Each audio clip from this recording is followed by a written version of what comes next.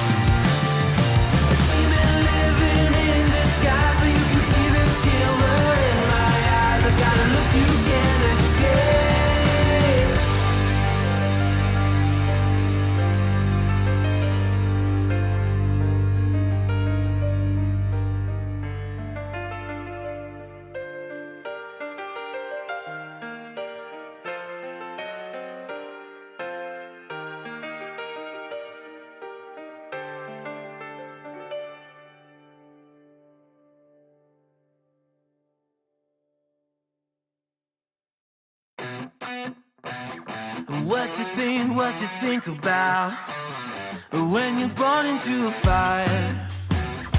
Let them burn it out. Sell them to the richest buyer. They wanna let the world decay. They tell us lies and fade away, fade away. We feel betrayed. We were raised to lose the race. Wake at the back of the pack, kill it anyway. Listen up now, because we're never dropping out. Beat the odds, beat the big house. Our brains are bigger than the doubt. We've been thinking for ourselves, never let the truth fade away. This is bigger than ourselves, we won't let the world burn away, burn away. We feel betrayed. We were raised to lose the race. Wake at the back of the pack, kill it anyway. To blame, haters face the world's mistakes. Wake at the back of the pack, kill it anyway.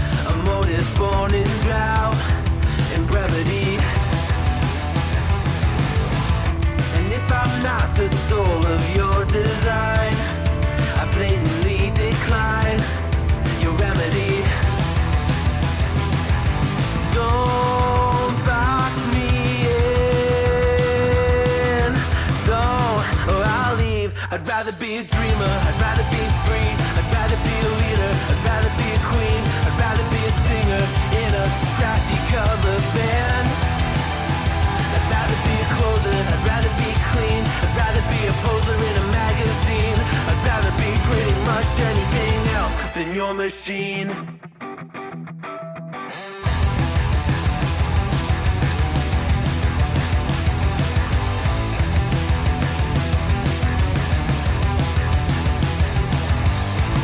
I wasn't always just a single shade, a palette full of gray in reverie.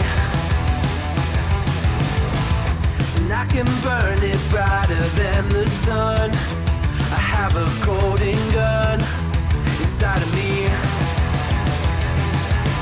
Don't box me in, don't, or I'll leave. I'd rather be a dreamer, I'd rather be free, I'd rather be a leader, I'd rather be a queen, I'd rather be a singer in a trashy cover band. I'd rather be a closer, I'd rather be clean, I'd rather be a poser in a magazine, I'd rather be pretty much anything else. And if I fall behind, ignoring all the signs, and if I lose the fight, I still rage against the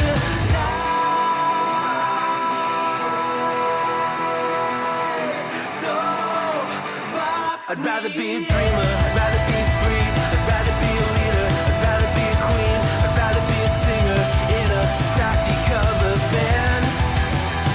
I'd rather be a closer, I'd rather be clean, I'd rather be a poser in a magazine, I'd rather be pretty much anything else than your machine.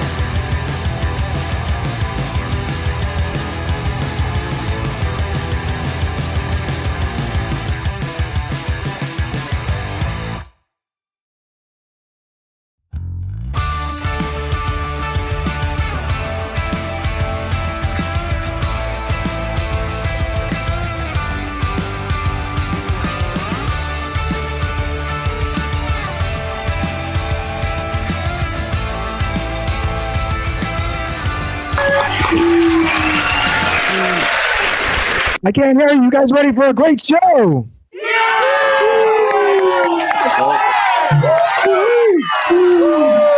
All right, we have an amazing show for you tonight. Comedians from Comedy Central, MTV, and more.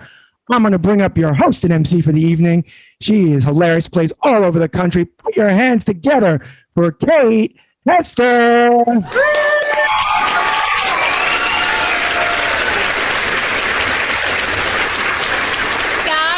How's it going? Thank you for being with us. We hope you're having a nice Memorial Day.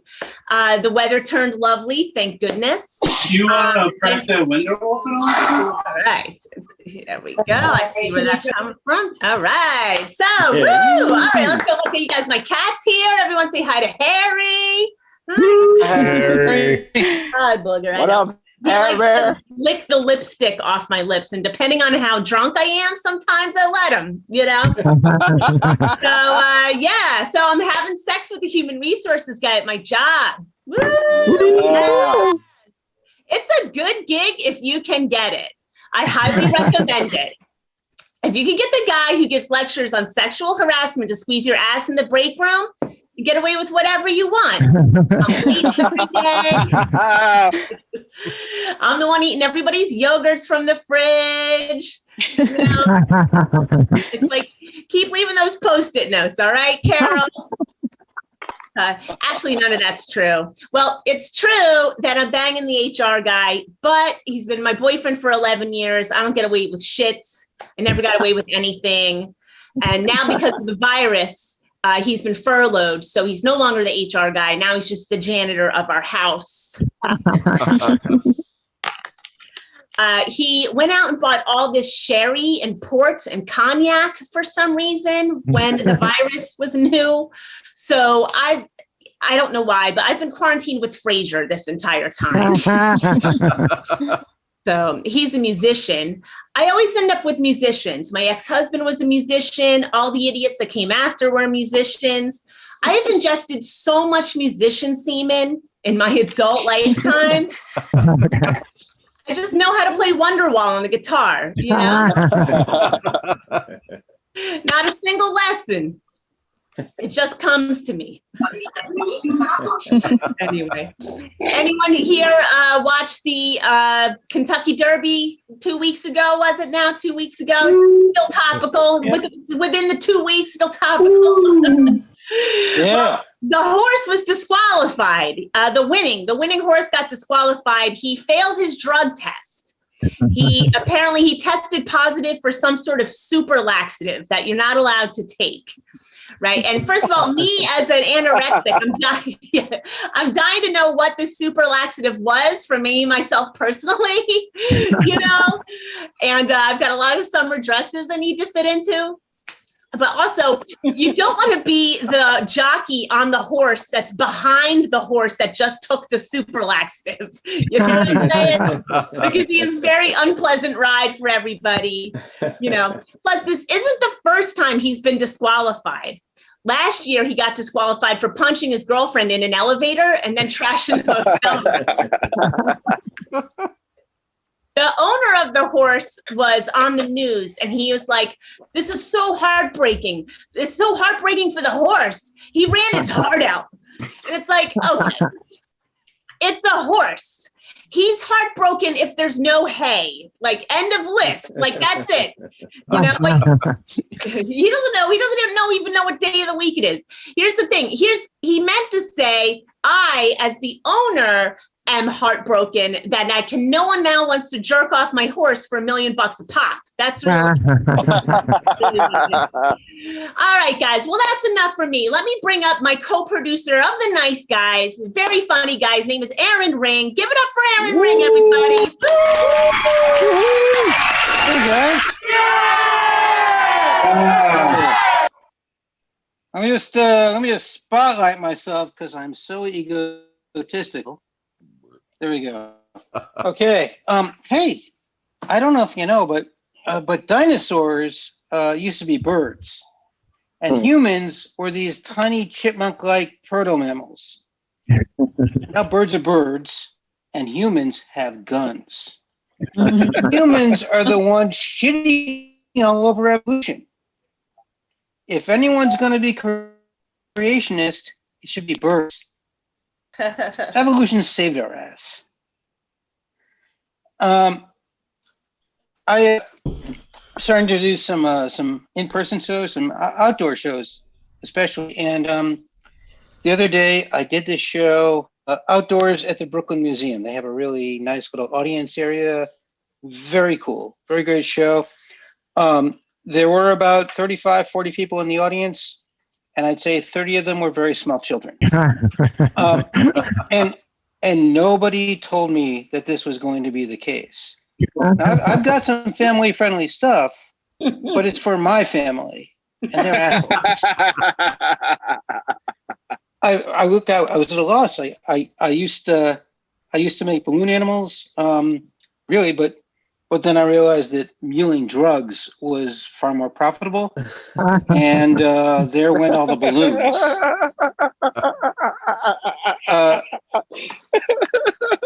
So, yeah, I mean, I guess live and learn. And I hate kids.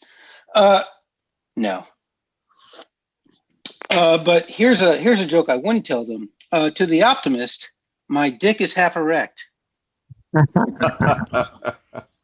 When it gets hard, it curves up at the end, which makes it less creepy than my face.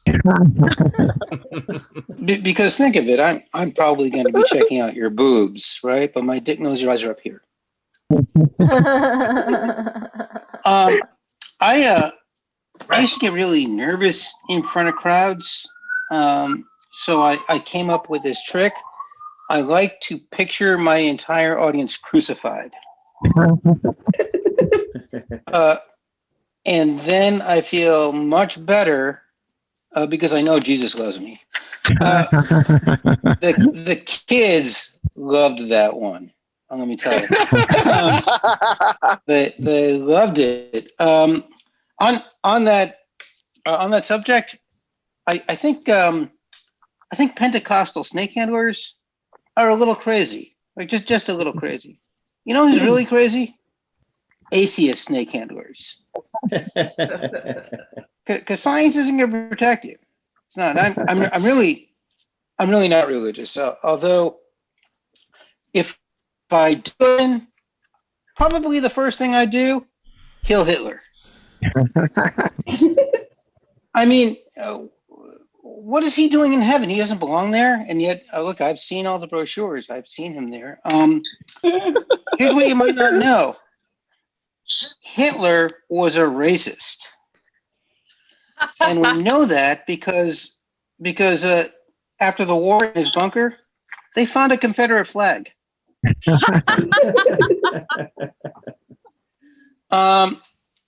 So I'm back in New York City after a year running away from the pandemic in Western Massachusetts, and it's perfect because I came here right at the point where I was about to have to admit to myself that I lived there, and that's tough because for the past 27 years, New York has been my entire identity. So I'm both pretentious and boring. But guys, it's so good to be back. I mean, I didn't realize how much I'd miss New York. Like not everything. I hate it when people cut their nails on the subway and then don't offer me any. That's the thing about New York. People are selfish. By the end of the day in New York, I usually have less than $10 in my cup. Hey,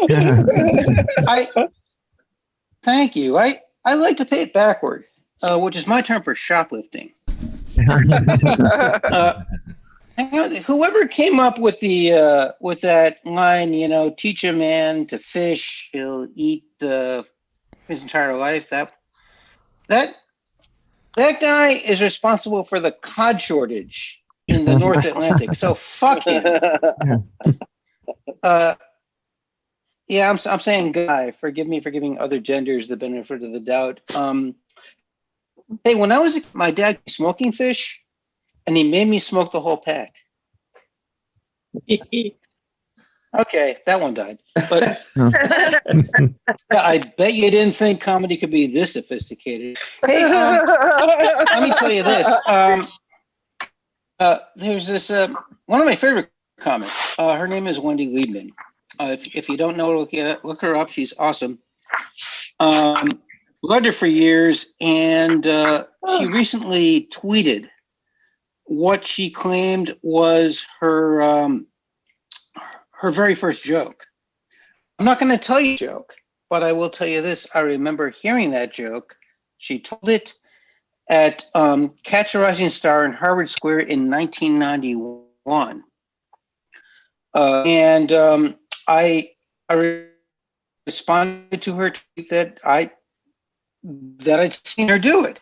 Then, guys, that's how easy it is to become a stalker.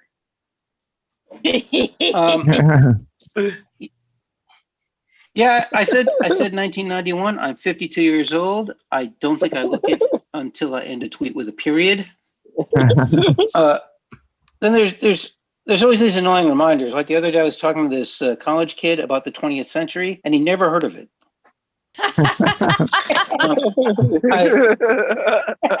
I have had a colonoscopy, which is an operation that you have after the age 50, where they remove your potential.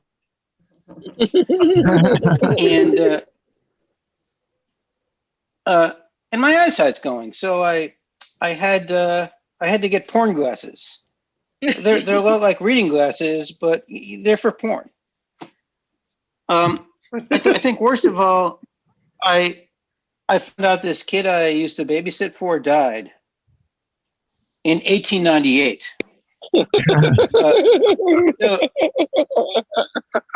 So now I feel old and haunted.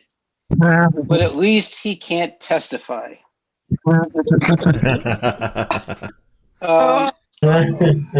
Guys, I'm gonna end on this. I'm supposed to go to a wedding in a red state, and maybe you guys can help me because I have no idea what color camo I'm supposed to wear. All I know is I'm not supposed to wear white if I've already shot someone.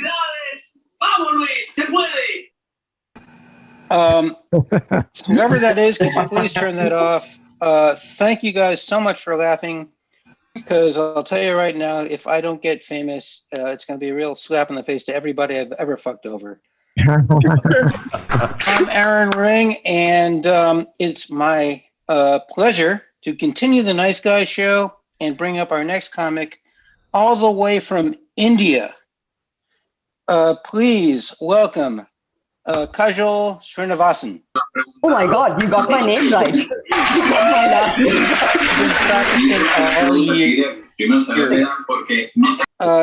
name. Let me quickly spotlight you, though. All right. Okay. There you go. You are spotlit. All right. Hello, everyone.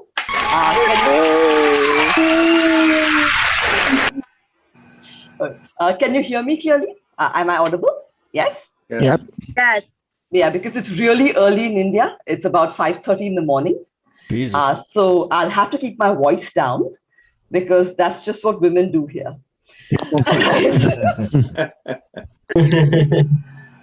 So let me start by asking you, do you all have Axe deodorant there? The Axe deo spray? Yes? Yeah. Yes. And do they sell it to you like, if you use Axe, you will get a date? Is that yeah. So they do that in India as well. They spend so much money trying to link Axe to, getting a date that they have very fancy names for it, like Axe Dark Temptation. Hey, it's India. Okay, if you're marketing Axe in India, call it what it is. Axe Arranged Marriage. That's the reason 95% of this country gets laid. Have any of y'all attended a Indian Hindu wedding by any chance? Or seen it on TV? So it's quite different from a Christian wedding because y'all have a concept of the groom's best friend being called the best man. Yeah, we don't have that here because no mother of the groom would ever accept that her son is not the best man. She's like, he's the best man. His brother is the second best man. My husband is the third best man.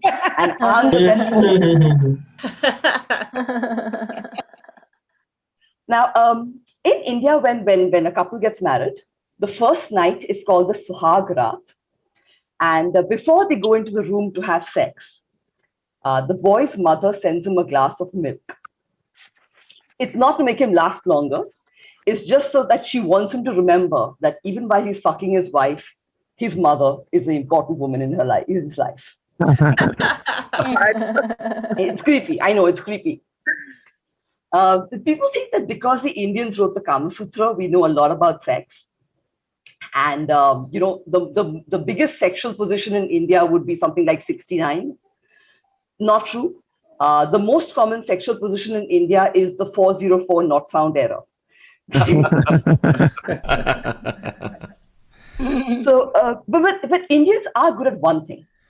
When we have sex, we can satisfy 4 people at the same time. Our parents and our in-laws. Sometimes before your husband can turn to you and say, "Baby, did you come?" His mom comes rushing into the room. She's like, "Baby's come already?" Oh my. And she knows exactly when to come in because she's had a ear to the bedroom door all throughout. Okay, I'm kidding. We don't have bedroom doors in India. Like when Harry and Meghan left the royal family, 1 billion Indians were like, "You can do that? They just let you leave?" they're not even letting me leave my family WhatsApp group. And in India, virginity is a huge thing, you know. Like ever since I was a kid, my mom was like, don't talk to boys, don't ruin your reputation, don't be seen with them. It played on my mind so much that I was 23 when I lost my virginity for the 4th time. And the divorce is not really done here. It's not socially acceptable. That's why most Indian couples are on Tinder. Trust me, there is nothing that keeps you committed more than knowing how shit your options are. I mean, there are good-looking Indian men, but they aren't on Tinder. On Tinder, you have these hairy sorts, you know. If you've seen the average Indian guy in India, a lot of facial hair. Like when you're kissing them, you get your teeth brushed at the same time, you know. It's kind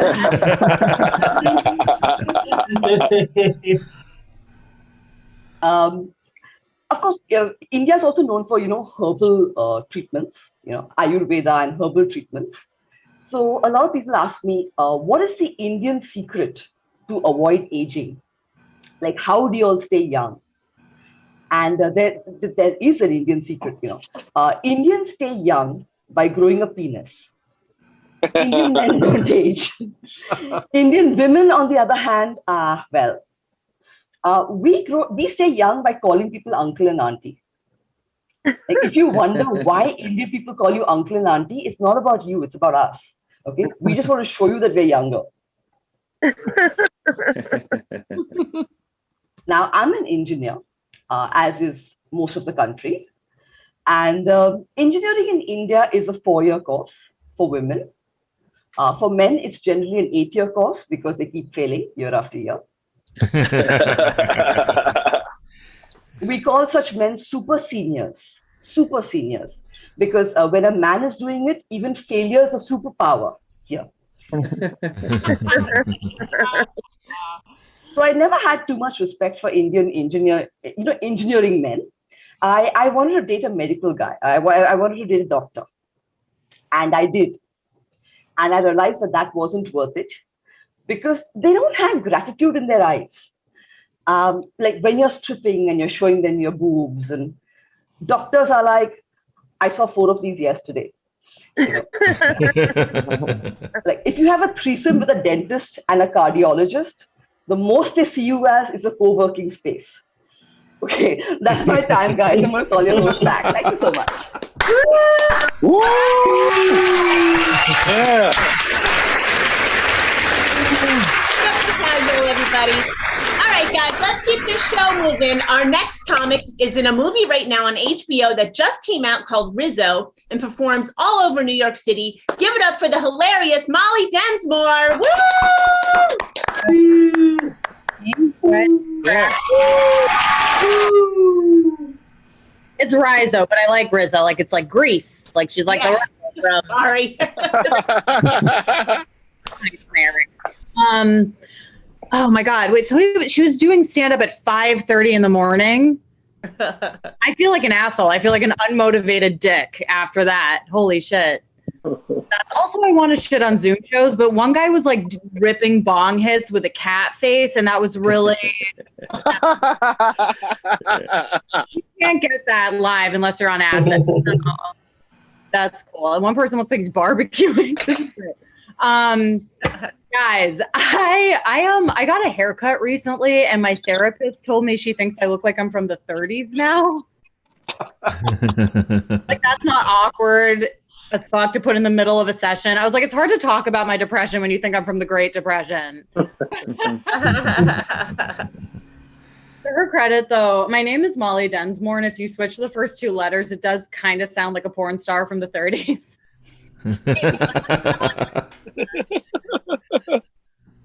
I think Dolly Mensmore would be terrible at all sex acts, but men would just accept it because it was back in the day. You know, like it blows with extra teeth. My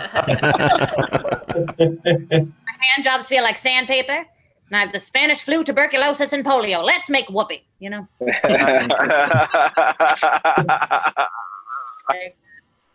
But I had to switch therapists, obviously, and I got on BetterHelp. Is anybody on that?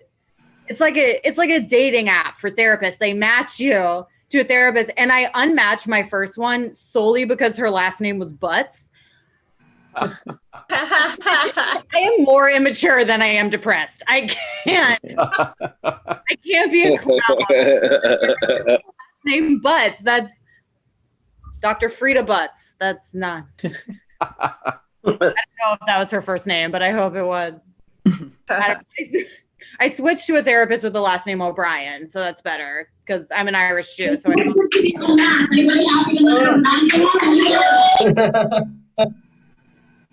don't even know I don't know what just happened. Sorry about that. That was Tony Loud. He was very loud. Oh, okay.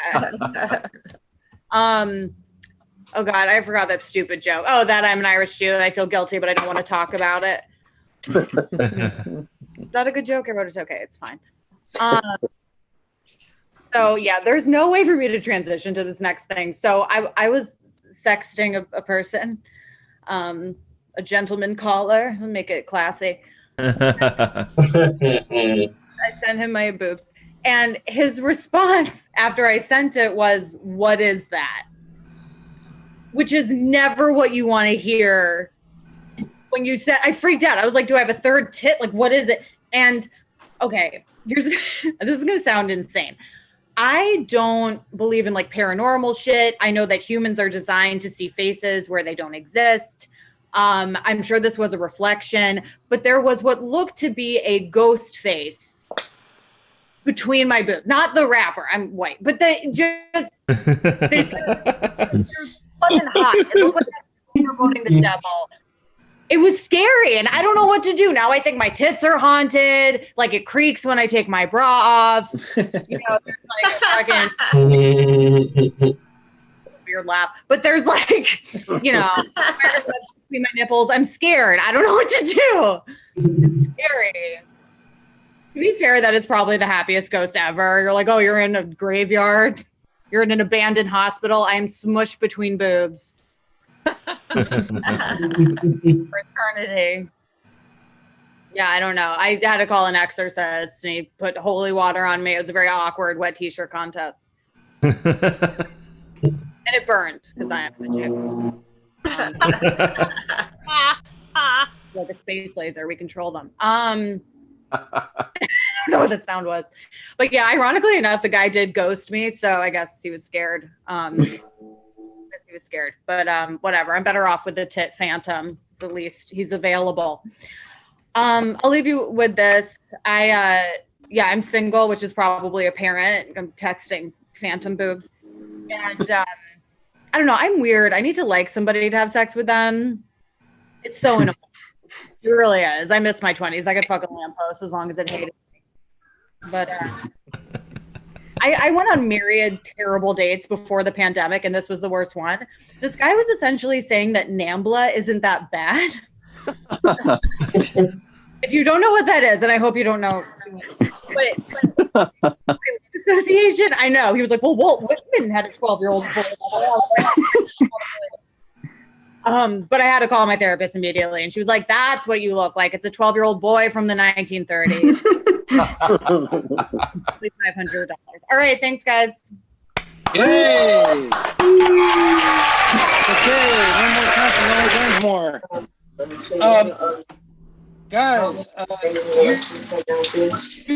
usually the host is supposed to comment on something that the previous comment before bringing up the next comic, but I don't want to cancel. So let me just bring up our next comic.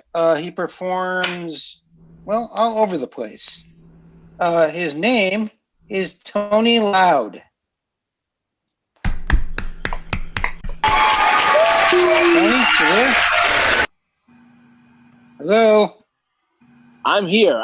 Can you hear me? Can you hear me? Yes, Can Tony! Can you hear me? All right. Great. You can't, Oh my you God, can't you're see me. I gotta get closer. outside. Molly said I look like I'm barbecuing. That's the most Puerto Rican shit. Of course, I'm supposed to be looking like I'm barbecuing. It's Labor Day weekend, baby. Puerto Ricans barbecue this weekend. It's all a green screen. Y'all not even looking. I'm not even outdoors at some fucking shanky ass bar right now. This is all green screen. The only thing real here is the chair. Yo, what's good, y'all? What's good? Y'all been fucking locked up in quarantine. Shit's been wild. All the conspiracy theories. I've been believing all of them. I love it. I've been loving all of them. My favorite conspiracy theory is that Nabisco Oreo cookies knew the pandemic was coming.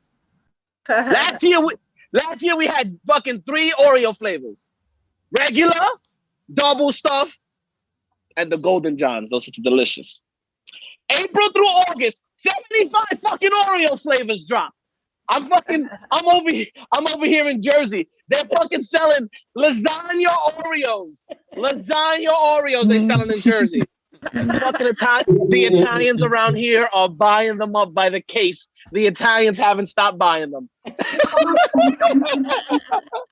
Look. There's 1,000 fucking speakers. See some of you potheads. They're like, yes, deep fry those shits, please. I want a ravioli Oreo. A ravioli Oreo. I want a ravioli Oreo. Shit's been wild, man. It's been nuts. Oh man, fucking. I don't know where we had a comic out here from India, so I can't even do crowd work. Where you from? Bengali, Pakistan. It's just like I can't. But all I know is I'm in Jersey right now, right? You in the green screen of Jersey. This whole background. They just legalized weed in Jersey. Yo, give me a big round of applause for that. Big round of applause for weed in Jersey. I don't give a fuck. You in your life, you in your house. I don't care if you clap. I don't care. It don't matter. Just hit the F9 key. Hit escape. Get the fuck out of here. It don't matter. Yo, they legalized marijuana in Jersey. And the thing about the legalization of marijuana, we voted for out of here in Jersey. It was one of those things where it was the next day. It seems that the citizens of Jersey City, that's a real person in my green screen. They came in. Look, she's up next, y'all. We doing a twofer. Y'all getting a free show. Y'all don't even know. I had a show right now, and I told them that I was gonna be performing, and it was great because I had y'all when I was performing. I don't know if anyway. They legalized marijuana. The thing is, in Jersey, we voted for it. In New York, that shit started off like a fucking rumor. They didn't even vote for it. Fucking Cuomo was just like, yo, just legalize it. And if they cool with it, just let it rock. They were like, yo, legalize weed. They were like, what, governor? Legalize weed. All right. Legalize weed then. That shit had no vote. They were just like, New York was like, yo, Jersey got it. We got it. That's the thing is that I needed that because I lost my drug dealer in quarantine. All right. Do you understand how hard it is to get a new drug deal in a fucking pandemic? Okay. That shit is a referral business. All right. I know I look like I'm at a fucking campfire. It's great. I'm supposed to be telling Puerto Rican scary stories about the chupacabra eating your fucking goat in the backyard. But fucking yo, but I got a new drug dealer because Puerto Ricans always got to connect. My boy was like, yo, here's the number, call him. All right. As soon as I called him, he's like, text me. As soon as I text him, he sends the Zoom link. I'm like, this is a lot. This is a lot. I just need an 8. This is a lot, right? So I hit the Zoom link, but I didn't turn on the video. Because first of all, you can't be sending unsolicited Zoom links. I got to move the big plan. You see how hard it is to get this green screen set up? First of all. So I hit the link, but I didn't turn on the video. But I just see like a 1990s movie villain shadow like you're seeing here from your screen. And all I hear is, we now have your IP address. If there's any funny business, we can track you. And I'm just like, this is a lot. I just need an 8. This is a lot. So I hit the link and I just let them know I am high enough. And I just turned off my laptop. Yo, I'm high enough, y'all. I'm totally loud. Thank you so much. Enjoy the rest of your evening. I'll speak to you. All right, give it up for Tony Loud. All right, you guys, you're in for a real treat. Your next comic is amazing. You can see him on Showtime on Flatbush Misdemeanors. Give it up for Napoleon Emo, or Emo. Email, I'm sorry. Thank you. Sorry, honey. Which one is it? Email. Okay, emails. All right. Give it up for Napoleon Email. Woo! Appreciate it. How we doing? Oh, did I cut off the applause? Can you let it go for longer? I need that. How we doing? Good? Yeah. We are here. Thank you guys for staying inside and doing this Zoom. I think we off punishment though. We can go outside if we want. Happy Memorial Day. What's going on? Shout out to Tony. He was talking about they legalized marijuana. They did. They legalized marijuana on a Thursday, which was convenient. Yes. I was smoking weed when I saw it outside. I was like, that's interesting. I did wait till Tuesday to smoke weed by any patrol cars, so I wanted to make sure they got that Monday. The last thing I want is to get knocked out by a cop on Saturday because he didn't check his phone. I like that. Like, oh shit, he was right. I never stopped going to my bug guy during the pandemic. That was very important. My bug guy, he's also a friend, I guess. We see each other once a week. But yeah, I would wear masks. I would wear gloves. I would even bag my own weed up. It was kind of like a trap house experience. So it was like we all got involved. He would do this. He got really nice though. He would do this thing where he would give me free drugs whenever I came by. I just had to do it in front of him. I was like, that's easy. So he always had mushrooms. That was his favorite thing to give away. It was powdered mushrooms too. He would pull it right out of his pocket and kind of just wipe his hands right into a cup. And he'd just like be like, yeah, go ahead, dog, that's all you. He's also 50. He could have been powdered Metamucil, so I was going to take it anyway. All right. I was like on the toilet like this after that. I don't know. This pandemic has been boring and eventful at the same time. I don't know how it kind of hit on both marks. I started off broke, got rich, and then I'm back to being broke again. So it's like back to normal. That shit, I don't know. That I did get that unemployment. That money, that pandemic money was nice. Like that shit can't. Like I thought my dream was to move to New York to do stand-up comedy, and now I'm just like, how do I retire on unemployment? I'm like, it matches my resume is perfect for that. If I could just not put on pants and just lie once a week, like, yes, I am looking for work. I got rich, and then I was just I was rich in the middle of the pandemic with nowhere to go. I would just kind of walk around on my balcony, just daydreaming. I don't even have a balcony. It's the top of the stoop. I just grew an imagination in the pandemic. But yeah, I was super smart about it though. Like, you ever procrastinated into saving money? I just kind of sat down for the first 2 months. I was just financially responsible. I was like, wow, you're super smart. Fucking went through a breakup during the pandemic, mostly because we both got rich. We both hit that pandemic money at the same time, and we didn't know how to engage. Like, that money came in, and I had to break the good news to her. I was like, baby, we can afford to see other people. Maybe get separate rooms. Broken our love language. That's how we communicated before. Like, before the pandemic, I would run up on her and be like, baby, let me borrow $20. And she would just be like, Jinx. And that was kind of like a flirtatious type of thing. Yeah. That's kind of how we engaged. So, that's. I got a roommate now. She's vegan, but she eats regular people macaroni and cheese. I was like, how you do that? But I was like, whatever, I can play by these rules. I was like, I'm also vegan. I'm like eating a burger. Like, I'm also vegan. Who gonna tell on us? She did once tell me she got bit on the big toe by a rat. So I stopped smoking weed with her. I was like, we have to wait this out so she gets sick or powers, right? Every day I just watch, take note of it. Day 3, still eating cheese.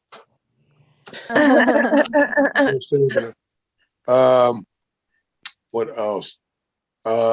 I did lose I lost a flip flop in the pandemic. That was pretty big. That was life changing.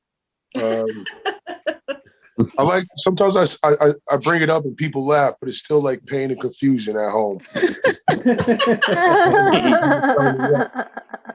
You ever look for something so long it starts to feel like a conspiracy? Plug it out, questioning myself. I'm like, did I even buy 2 flip flops? Maybe I just had the left one. I've never seen them in the same room at the same time. I'm like super concerned about it. It's like I have a black and white photo of a flip flop on my wall, and then like a red string just going to the floor. It is not even the right flip flop; it's the left one. I just had the image reversed, so it's a trying season for me. I don't think I'm depressed. I just enjoy eating in bed. That's where my laptop is. It's a situation where if I unplug it, it'll just die. So we both got to stay put. That's what we I did grow up a little bit, though. I did start paying for porn during the quarantine. So I thought maybe an applause break would happen. But it's fine. I'm the only one supporting sex work. I do it all by myself. It started off as free, right? But like I said, like a weekend, they sent me an email. They was like, bro, you be having way too many tabs open. We're going to start charging. I was like, that's fine. I'm rich now. So do what you want. I'll just be coming to Pornhub for all my news and information.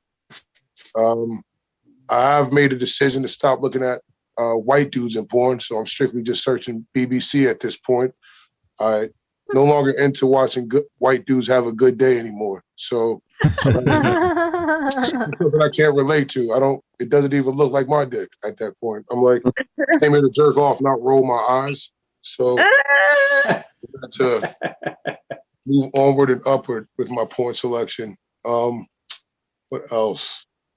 Lost a cell phone. Not a flip. I lost a cell phone also. That was tough. That was probably tougher than the flip flop. I left it in the back of an Uber, and I tried immediately to email Uber to get the phone back, but the driver would not reply. I assume he found my phone, saw it was an Android, and then threw it out the window. Jokes on him, got another Android, so I'm back. Still requesting that other charger. But it was tough. I forgot how hard it was to have to be outside and look at people in real life, right? Like it was that or stare at my empty hand. And I was like, I don't know my future. I had a lot of anxieties. I started wearing headphones plugged right into my pocket. Started just bobbing my head to silence. People thought I was rapping to myself. I was just saying this is bullshit over and over under my breath. I didn't appreciate my phone. Like I used to type in walking directions on my phone, and then I would just jump in a car, just trying to impress my phone. My phone would just be like, "What the fuck? How'd you get here so fast?" I'd be like, "My business phone. You in my pocket? I pay the bill." It would autocorrect words that already existed. I would type in this, and it would just be like "thus," just arrogantly just change the word to "thus," confusing all my homies. They'd be like, "What the fuck, bro? You taking a creative writing class? Talk to us." I got a text from a homie. He was like, "Hey, bro, let's go to a bar, grab a drink." I tried to reply back, say I was broke, but it autocorrected to broken, which ended that conversation. I didn't hear back for 2 weeks. It's fine. Like, we from the same neighborhood. I get it. Like, he probably got that message. It was like, I'm broken. That's way too much unpacking. Probably threw the phone. He was like, I don't have time for this. But it's fine. I did hear back from him 2 weeks later. He did reply. So in this message feed, it said, I'm broken for me. And then he replied 2 weeks later, do you have a hookup on mushrooms? I was like, of course. I would love to mend this relationship back to where it once was, right? So I get the mushrooms, bring them back. We about to take them. But before we do, he stops and goes, hey, bro, don't do anything gay. I don't know who here is familiar with mushrooms, but I had to tell this dude, I was like, hey, bro, it's not my decision to make. Mushrooms, let go of the will. Let's see what happens. Guys, you have been wonderful. Thank you, Napoleon Mill. Thank you so much. Woo! Napoleon Mill, guys. Hey, before I bring up the next comic, I just want to let you guys know that while this is a free show, the comics appreciate donations because, you know, they're comics and starving. So please, if they have their Venmo in the chat, and give it that way, or my host Kate and co-producer has put her Venmo in the chat. And anything that you Venmo to her, we will distribute equally among the comics. There's the business part. Here's the comedy part. Our next comic coming up, very funny woman who performs all over New York and New Jersey. Please give it up for Elizabeth Lopez. Hey, what's up, everyone? It's a Puerto Rican sandwich. Yep, with the chocolate filling. Guys, I've been doing a lot of Zoom comedy shows, and I love it. Zoom's great because I got fat. Yep, and no one can tell. It sucks though because I used to be the skinny chick, but now I can't wear jeans anymore. You know, because that waistband just digs right into where my food meets my paw, and it just cuts off the circulation of my pussy. Yeah, and I don't need a dead beaver. I don't. I mean, although I do get that pins and needles feeling on my coochie. You know, that's kind of nice. Yeah. Who knew that the best sex toy out there was just a pair of Levi's? You guys, I gave birth once. I know, I'm a mother, even though I look like a teenage surrogate over here, right? It's the filter. The filter. Yeah. But I kept the baby. Yeah. I had my daughter when I was 24. Don't do that. No. Be like Janet Jackson. Have your first kid when you're 50. Okay? She had 50 years to enjoy that nasty little body of hers. Or better yet, be like Michael Jackson and pay someone else to have them for you. You know? Because I'm 33, and when I'm naked, I look like the Crypt Keeper. That's not cute. In fact, now when I have sex with my husband, it sounds like someone is just kneading dough by the bed, you know? Just like, yeah. Sometimes I put Cupcake Wars on the TV so he doesn't realize that the noise is actually coming from me. Yeah, I mean, you got to keep love alive somehow, you know?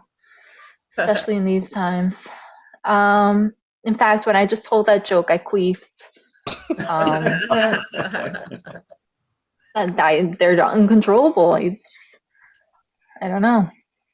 And I don't understand my husband's taste in titties at all. I don't, because these are not impressive. They're not.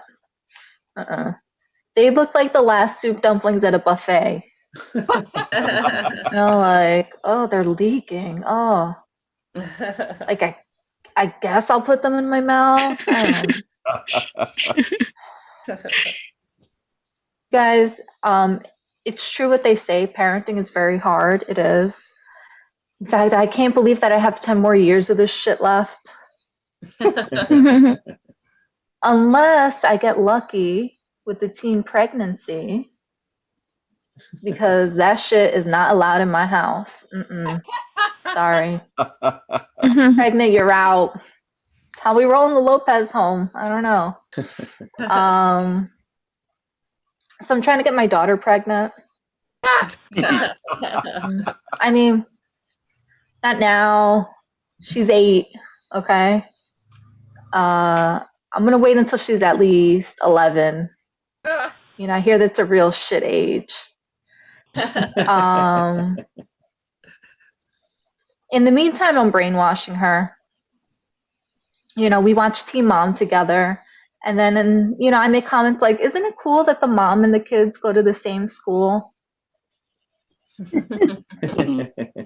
You know who thinks it's cool? That little skank in the next room that I gave birth to. Little hoe. You guys, I developed a disorder. It's only brought on by childbirth, in fact. It's called mom palate. It's when you acquire taste for food that your kid won't touch. Like, isn't that fucked up? Like, it's the only way that I can keep snacks in the house is mom palate. Like, I used to love ice cream sandwiches, but now all I see are just like empty wrappers around the house. But circus peanuts, those shits will stay in my pantry forever. Now I understand why my mom pushed me to have kids. Like, it wasn't for her benefit. It's not that she wanted to be a grandparent. Nah, fuck that. She just wanted her revenge. Yeah. She's laughing while sipping her grape soda somewhere, Anyway, guys, that's my time. I'm Elizabeth Lopez. Yeah. Thank you. All right, give it up for Elizabeth, fellow Jersey girl in the house. Let's unmute. Let's get the energy up in here. Come on, let's go. We're having a great time. We got amazing comics. Woo! Let's do this. Our next guy is coming at you from San Francisco. He's all over the clubs out there. Please give it up for Anthony Zaccaro. Woo! Oh, thank you. Yeah, I really don't know how well this set is going to go, just because I had kind of a rough day. My mom called me and said, your dad is depressed. And I said, look, I know I'm trying. Comedy is coming back. He's like, no, it's not your career this time. My mom said that my dad is depressed because his ancestry results came back. And I'm like, and he's not my dad? And he's like, no, that'd be good news. He's actually not Italian at all. My dad has lived 65 years of his life thinking he's Italian, only to find out he's mostly Albanian and Greek. My dad has been method acting his whole life as an Italian. My dad has just been studying for a role that he'll never get cast for. My poor dad. My dad also looks very Italian. My dad looks like you made an Italian in the factory. Like Enzo Ferrari, like my dad, out of a pizza oven. Like that's how Italian my dad looks. Finding out my dad isn't Italian is like finding out Santa isn't real. Scratch that. It's worse. It's like finding out Santa isn't Italian. I'm not Italian. My whole so that means I'm not Italian. Because my mom isn't Italian either. Like my whole life is a lie. I've lived 28 years of my life thinking I'm Italian. You're telling me I've been the loudest table at every restaurant for no reason, just because I'm an asshole? You're telling me that we've been eating dinner at 10 p.m. my entire life for no reason, just because we're lazy? Like every time I talk with my hands now, I feel like I'm a white guy with dreads. This is I can't do anything anymore. It's 28 years on this earth thinking I'm Italian. I'm Albanian, Sicilian, and Greek. I've never been more disappointed in my life. Albanian sounds made up. Greek people are just Italians from another timeline. And Sicilians are what happens when you order an Italian on Wish. So not good. I'm an identity crisis. My entire life, people have thought I'm either Jewish or Italian, and I'm neither. So I have a lot to figure out. But over the pandemic, I have been able to continue teaching on Zoom, sometimes on Zoom with the kids and all that stuff. I've been a substitute teacher for about 3 years. People have been asking me, like, are you going to do virtual teaching? And it's like, I'm a substitute teacher. I've been virtually teaching my whole career. That's literally all we do as substitute teachers. If you don't know, substitute teaching is the stepdad of jobs. I don't care about these kids at all. I don't care about these kids at all. I just show up, I buy them an Xbox, and I leave. I am not responsible for their continued development. And guess what? They don't care about me either. Every day, these kids call me Marv from Home Alone. Every day. To find out that movie is still a classic. One kid told me I look like if you machine washed Post Malone. Who is writing these for you? Is Don your grandfather? What the fuck is going on? A sixth grader said I look like if Bob Ross sniffed paint. My favorite thing about substitute teaching is it's a job that ends. Once I hit 3 o'clock, I'm done. Physically, I'm done at 3. Mentally, I'm done at 7 a.m. There are jobs that never end, like a doctor. You have to be a doctor all the time. That sounds exhausting. Like if someone has a heart attack on a plane, clock in, motherfucker. You're not you are working right now. Just once, I'd like to see a doctor go, oh, is there a doctor on board? Yes, but I'm like right in the middle of Uncut Gems. Can this wait? This movie is going so quickly. But yeah, that's why I like substitute teaching. No one's ever like, is there a substitute teacher in the house? We need someone to be hungover and put on a movie. Yeah, you barely need a substitute teacher in the room. But yeah, so that's another thing too. Cops are always working. Like I heard the story the other day where an off-duty cop arrested a criminal. That sounds pretty on duty to me. I don't know about you guys. If you can get arrested by an off-duty cop, it shouldn't count. That's my hot take. If you get arrested by like cops, if I can get arrested for impersonating a police officer, you should get arrested for impersonating a normal person. I would have not done what I did if you were in uniform. Yeah, cops, they really bring their work home with them. Did you know this? This is a fact about all cops. Every time a cop leaves work and leaves their shift, they go home and they enter a house without a warrant. Did you know that? That's a fact about all cops. That's how they end every day. That's why they do it. So and I'll leave you with this. I saw someone ask in the chat, who's my favorite rapper? I got you. My favorite rapper is don't look in the chat. It's true. My favorite rapper is OJ the Juice Man. OJ the Juice Man, because I didn't know you could do that. I didn't know you could just remix a killer's name and that's your rap moniker now. Like I didn't know that was possible. What's next? Lil Wayne Gacy? No? Lean Harvey Oswald, that's my favorite. John Wilkes in the booth. Jack the Rapper. Busy Borden, no. Notorious BTK. Jay-Z Dahmer, Steezy From, and of course, Suge Knight. That's a real one. And all of you are real ones. Thank you, everybody. This was fun. Appreciate it. Yeah. Anthony Zucchero, one more time. He knows too much about serial killers. Guys, next comic coming to the Zoom is recently announced as a feature in the Coney Island Comedy Festival. So let's give it up for Mr. James Mack. Yeah! Awesome. I'm gonna switch over to gallery mode again, just because you know what, Crystal, like I served 15 years in the Army. You make me feel unpatriotic right now. Like, if you can't see Crystal, she has like a red, white, and blue hat. She's sipping out of a red, white, and blue like sippy cup. She has what looks like a unicorn. I can't tell what that is. The screen's too small. Is that a dog? What is that? A camel? Is it a dog? Okay, awesome. See, yeah. Like I said, I served 15 years. She's making me feel unpatriotic now. On Memorial Day, you should feel bad for yourself for that one. But but no, thank you so much, y'all. I joined the Army really young. I don't suggest that for anybody because you get to spend the rest of your life answering really weird questions. Like, people will come up to me and be like, "Hey, James, did you kill anybody?" Why would you ask anyone that? Like, are you hiring? Do you have a job? Do you have a stalker? What's wrong with you? Because nobody goes up to a fast food worker and asks them, like, hey, how many heart attacks did you cause last year?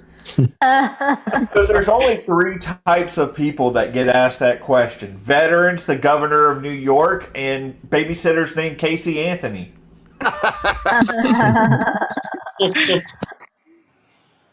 Sometimes when people find out I was in the military, they're like, hey, James, thanks for your service. And I always tell them, no, thank you. Because for 15 years, y'all paid for my housing and food, for my alcoholism, and for the most demented travel agent I've ever had. Thank you. Yeah. Most people get to travel to places like Lake Tahoe and Disneyland, and y'all sent me to Iraq, Afghanistan, and Brazil. So, thank you again. Yeah. My first deployment was to Brazil, and my dumb 17-year-old mind, I thought I was going to get to see hot girls in bikinis and play soccer on the beach. Y'all got me on that one. Instead, I got the Amazon rainforest in the middle of summer and animals that I can only describe as belonging in Satan's personal pet shop. Yeah, there are 30-foot snakes down there. There are fish that can eat you, and there are spiders that are so big they can smoke a cigar and talk to you at the same time. And then when we went to Iraq, I thought karma really got me because the first dangerous thing I ran into wasn't an enemy soldier, it wasn't a terrorist, it was another fucking spider. Oh. That's right, y'all. They have camel spiders over there. They're like the size of dinner plates.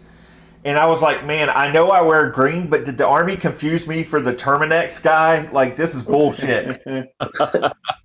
Like, I am not a Starship Trooper. You don't get to send me around the world to fight animals and insects.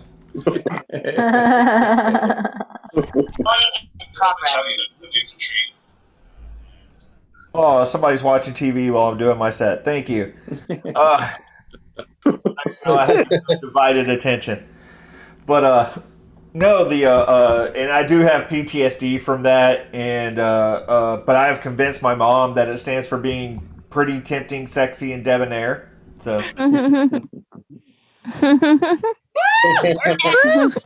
right. And please don't tell her any different, because I have her convinced that I have to take all the pills that I take to help lose weight. So, yeah.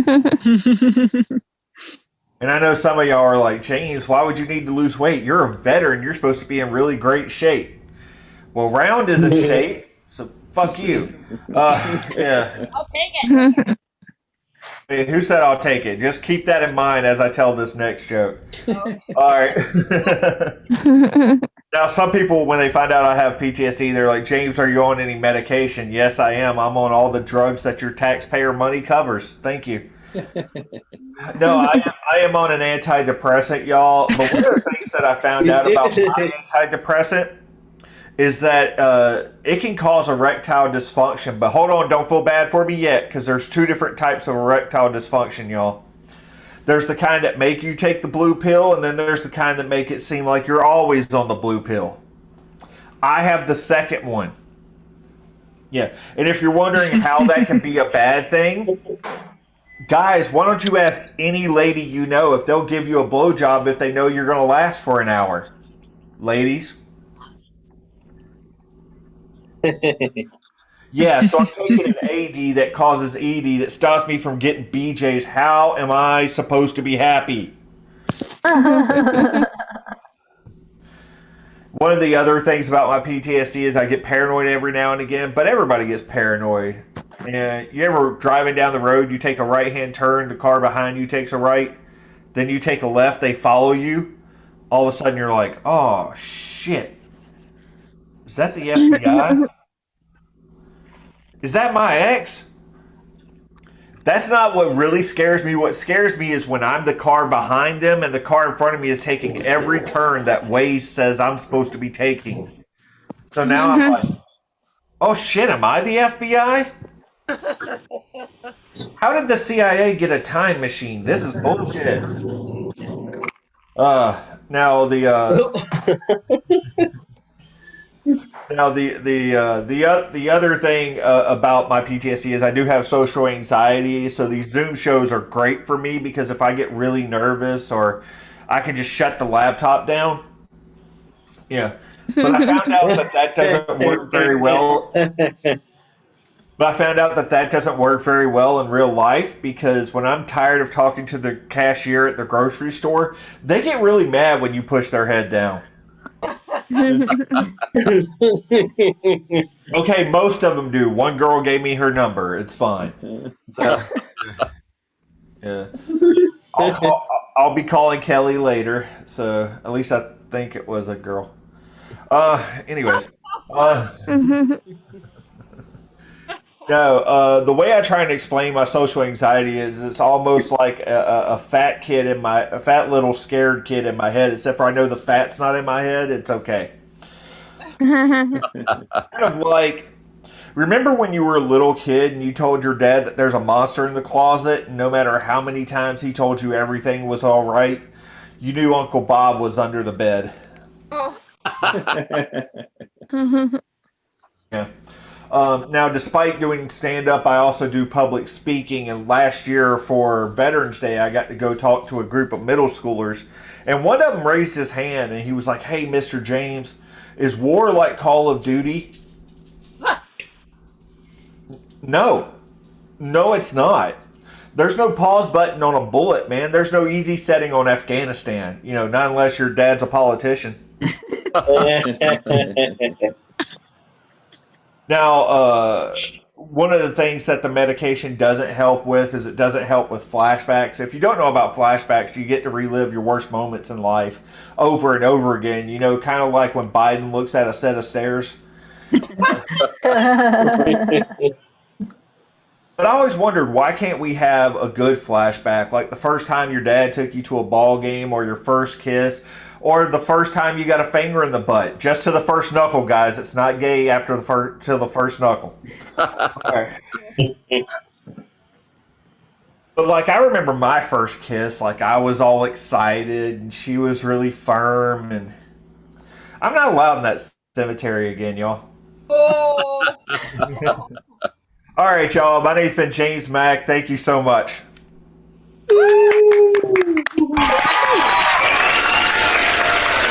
Yeah. Give it up for James Mack, everybody. He's a good friend to all the comedians who know him.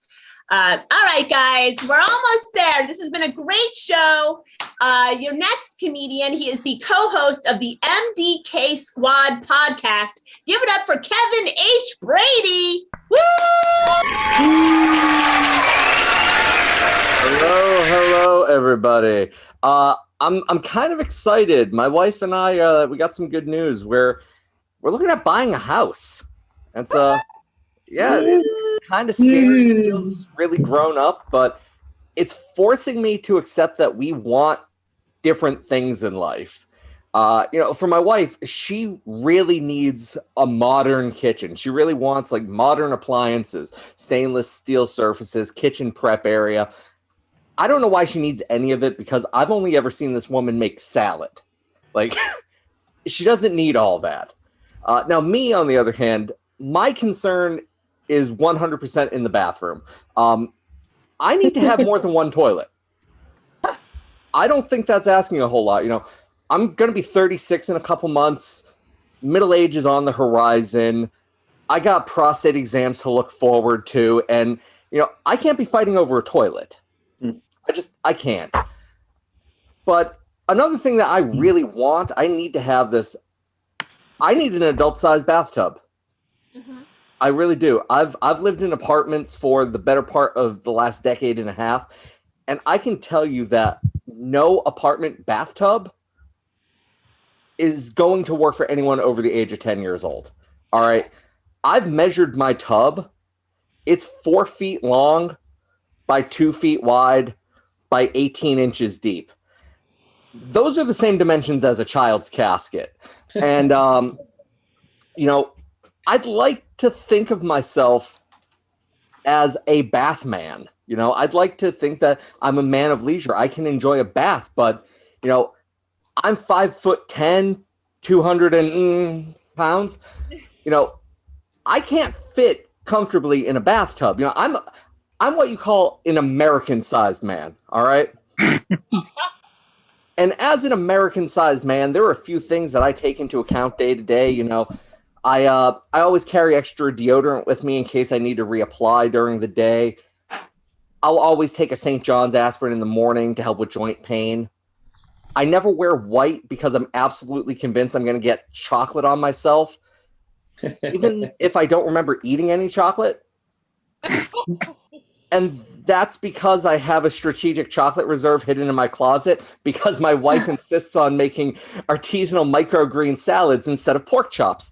But, you know, I got sick of not being able to experience a bath. I haven't taken a bath since the Bush administration. I'm not going to tell you which one. So last week, I had enough.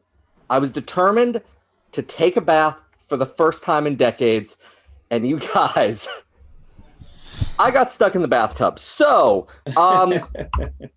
everything started off fine. You know, I was in the tub. Good start there. I reached out for the loofah, and when I did, my back just slipped against the tiling. My arm got pinned underneath me. One leg straight up the wall. The other one's back underneath me, giving a rectal exam. It's a very awkward position to find out you're into butt stuff. But my head's barely above water. The level's rising. I can't get the faucet off. I'm not ashamed to say I called to my wife, you know, for 5 minutes. Because she couldn't hear me screaming over what she was watching on the laptop. She was watching Survivor, you guys. She couldn't hear me screaming over the sound of Jeff Probst. You know, meanwhile, I have no immunity idol, no tribal council. I'm about to get voted off this island. And I just had to accept, you know, this might be it. This might be how I die. How am I going to be remembered? Will I be remembered as a good friend, a loving husband, or a funny comedian? No, it's for getting stuck in the fucking bathtub. I'll be the William Howard Taft of comedy. When people think of William Howard Taft, they immediately think of the Mann-Elkins Act of 1910, which helped regulate interstate train fares. No, it's for getting stuck in a bathtub. But I managed to get myself out. I go to my wife. I'm angry. I tell her what happened. And like any good spouse, she had a way of calming me down and putting things in perspective. And she said, honey, I understand you were scared, but you're okay now. Everything's fine. Now, get dressed. Dinner's almost ready. Would you like vinaigrette or ranch, Mr. President? That's going to be my time. You can follow me up here at Kevin H. Brady on all the socials. Thank you very much for having me, you guys. Yeah. Woo! All right. Thank you so much, Kevin. Yeah, this has been such a great show. We've been lucky. We haven't gotten Zoom bombed. Knock on wood. I was doing a show that got Zoom bombed a couple weeks ago. It was awful. Some Nazi entered the room and it was like he lucked out. It was a very diverse show. So he started screaming like racial slurs at all the comics. And then he gets to me and he goes, oh, I guess I'd fuck the chick with the pink hair. And I was like, oh my God. Thank you so much. So we're going out now. He's my boyfriend.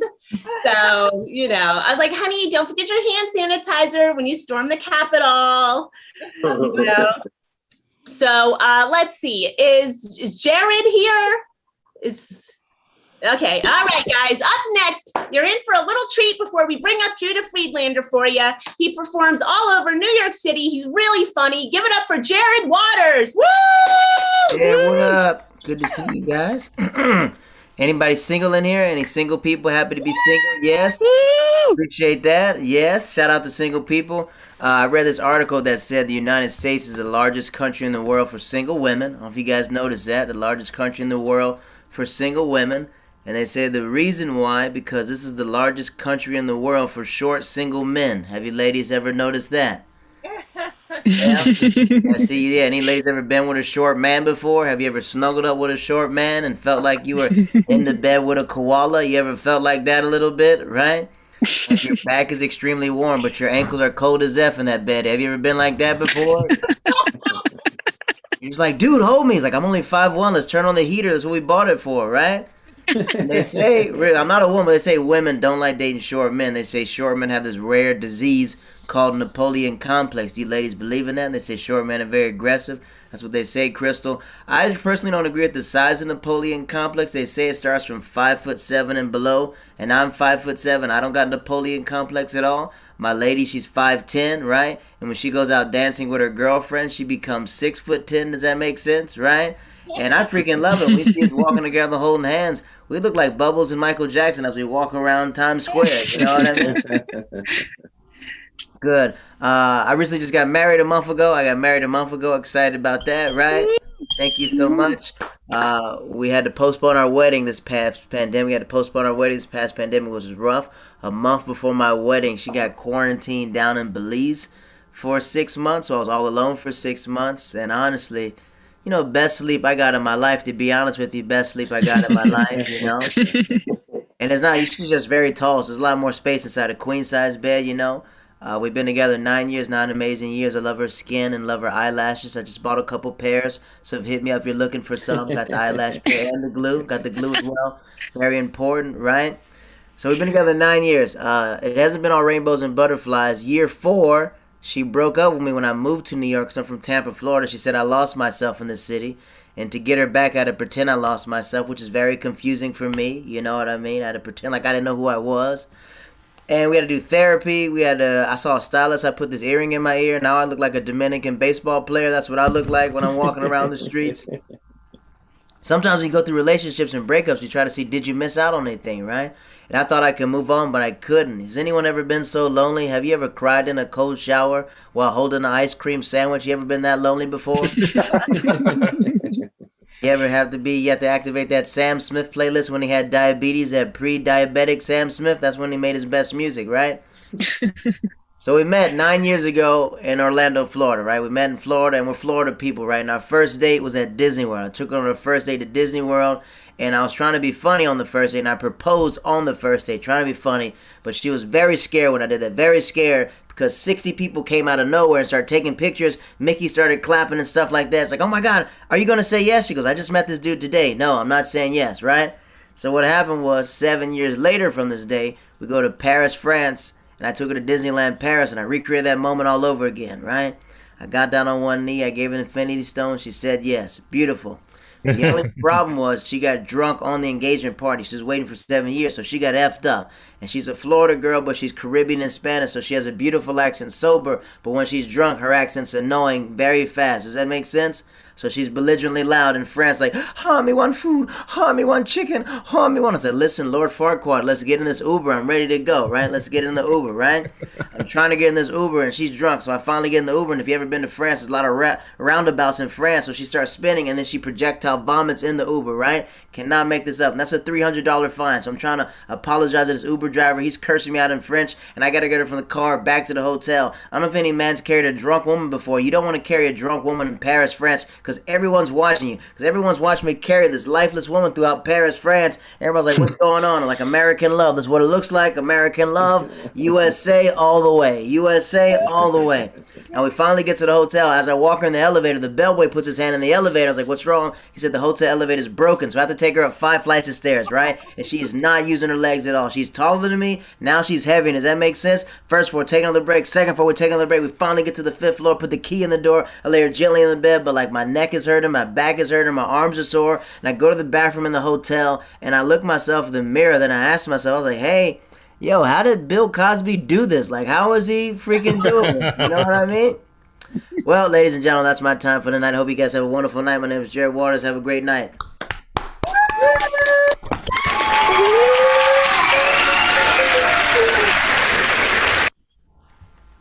Hey guys, are you ready for your final comic, for your big headliner?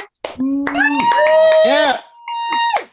All right. You know him from 30 Rock. Recording in progress. Okay. Got it. You know him from 30 Rock, and he's got all sorts of stuff in the works and coming up, and he'll let us know all about it. Please give it up for Judah Friedlander. Woo!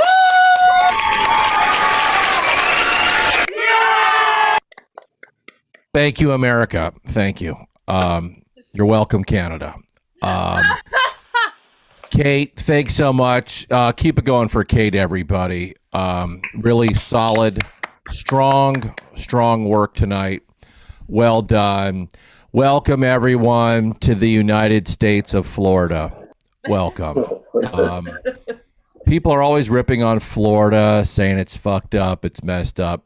Let's face it, the whole country is Florida at this point. We really cannot single out Florida anymore. The point what I'm trying to make is I want to put the fun into defund the police. You know, I think police brutality would decline if cops were forced to wear more sexually provocative uniforms. It'd be like, nope, not going to try to arrest that guy. I tackle him, my nutsack pops out. I'm not doing it. You know what? I'm going to stay in my vehicle. My gun is not matching my thong today. I quit. I'm off the force. Use their homophobia against them. Not a final solution, but a small step in the right direction. Police is like Papa John's pizza. It cannot be reformed. It must be abolished. Apparently, some people here like Papa John's pizza. Now, I was just watching Fox News Africa, and I was like, wow, I thought Fox News was racist. Fox News Africa, this is a whole other level. You know who really hates Fox News? Foxes. They're like, this does not represent my view at all. Now, the point is, America is an idea. That's what the president always says. Yeah. I'm like, hey, Mr. President, can we get universal health care? Universal health care is an idea, man. I'm like, okay. Hey, can we end mass incarceration? Ending mass incarceration is an idea, man. I'm like, all right. I think I know where this is going, dude. I like when Biden says he wants to restore the soul of our nation. I'm like, I think that's genocide. I think genocide is the soul of the nation. I think that's kind of how it started. Now, I want to talk to some people here. You're looking good, everybody. Sarah looks like she's at some resort in Kentucky. This looks like a resort in Kentucky. I don't know. Where are you at, Sarah? This looks like you're pretending to be at a beach. I'm not sure where you're at. Where are you at, Sarah? I'm too far from the ocean, but I am in California.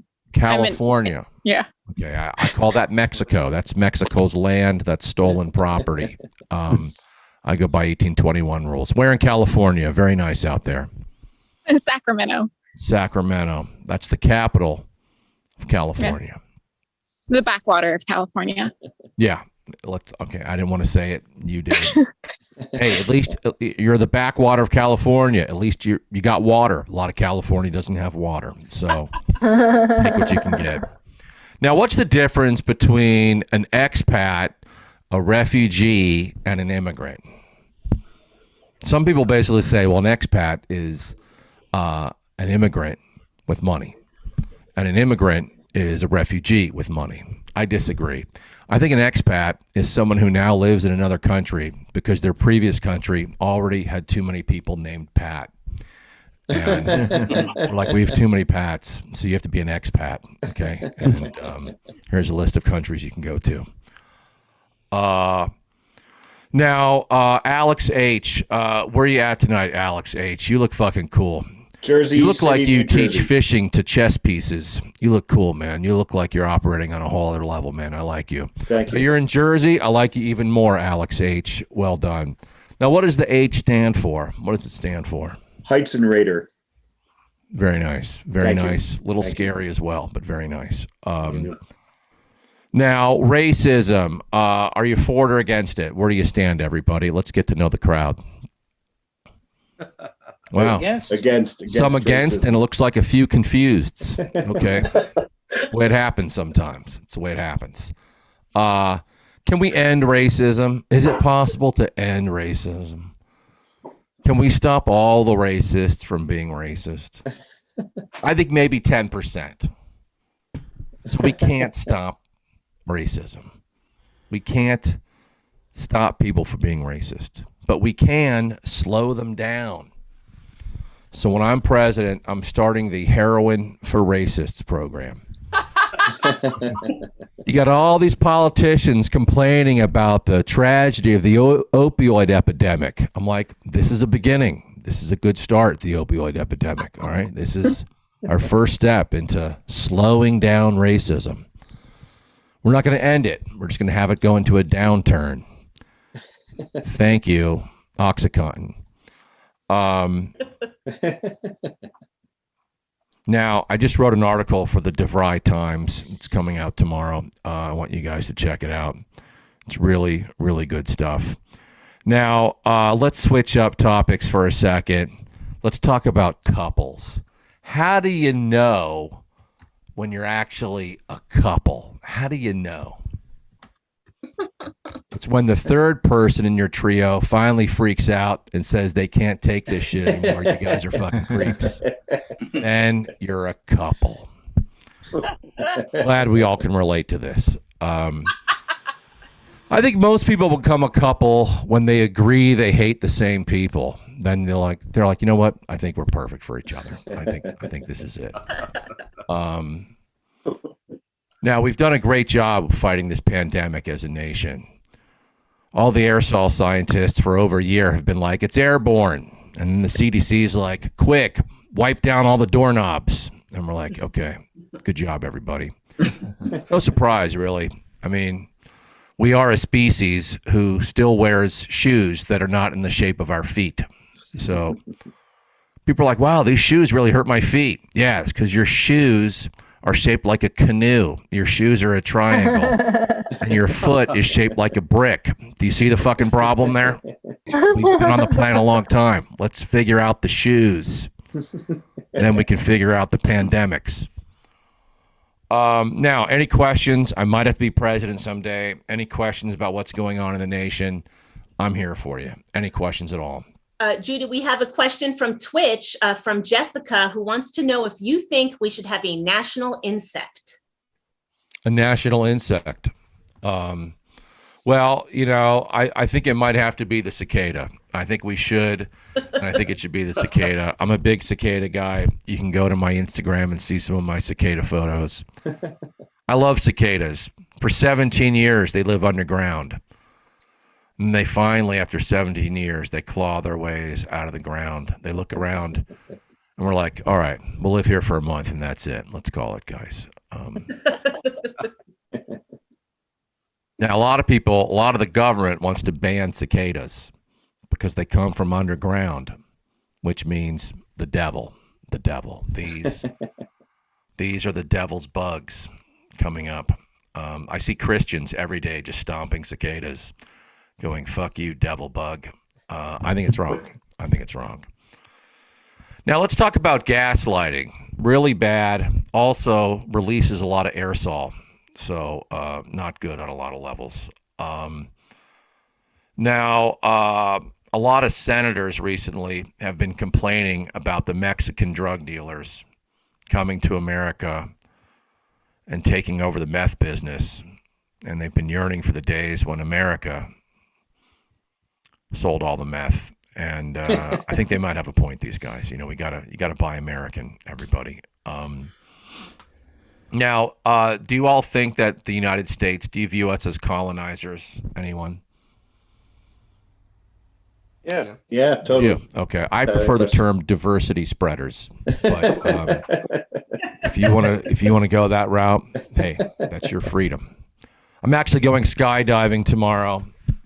But I am not going to wear a parachute because I do not want to inhibit my freedom. So you guys hate freedom. Let's reimagine the police. Let's reimagine oppression. I think that's what they're saying there. I'm like, no, how about just not fucking having it? Any other questions about the presidency? Great question from Twitch there. Really just solid question from Twitch. We have another question from Twitch from someone named Faded Gaming TTV. How many more stimulus checks do you think should go out? Well, my stripper name is Stimulus Package. So everyone is going to get a huge stimulus package. It's really a never-ending supply. It's really what America needs. Maybe the best question of the night. Thank you so much for that. That's fantastic.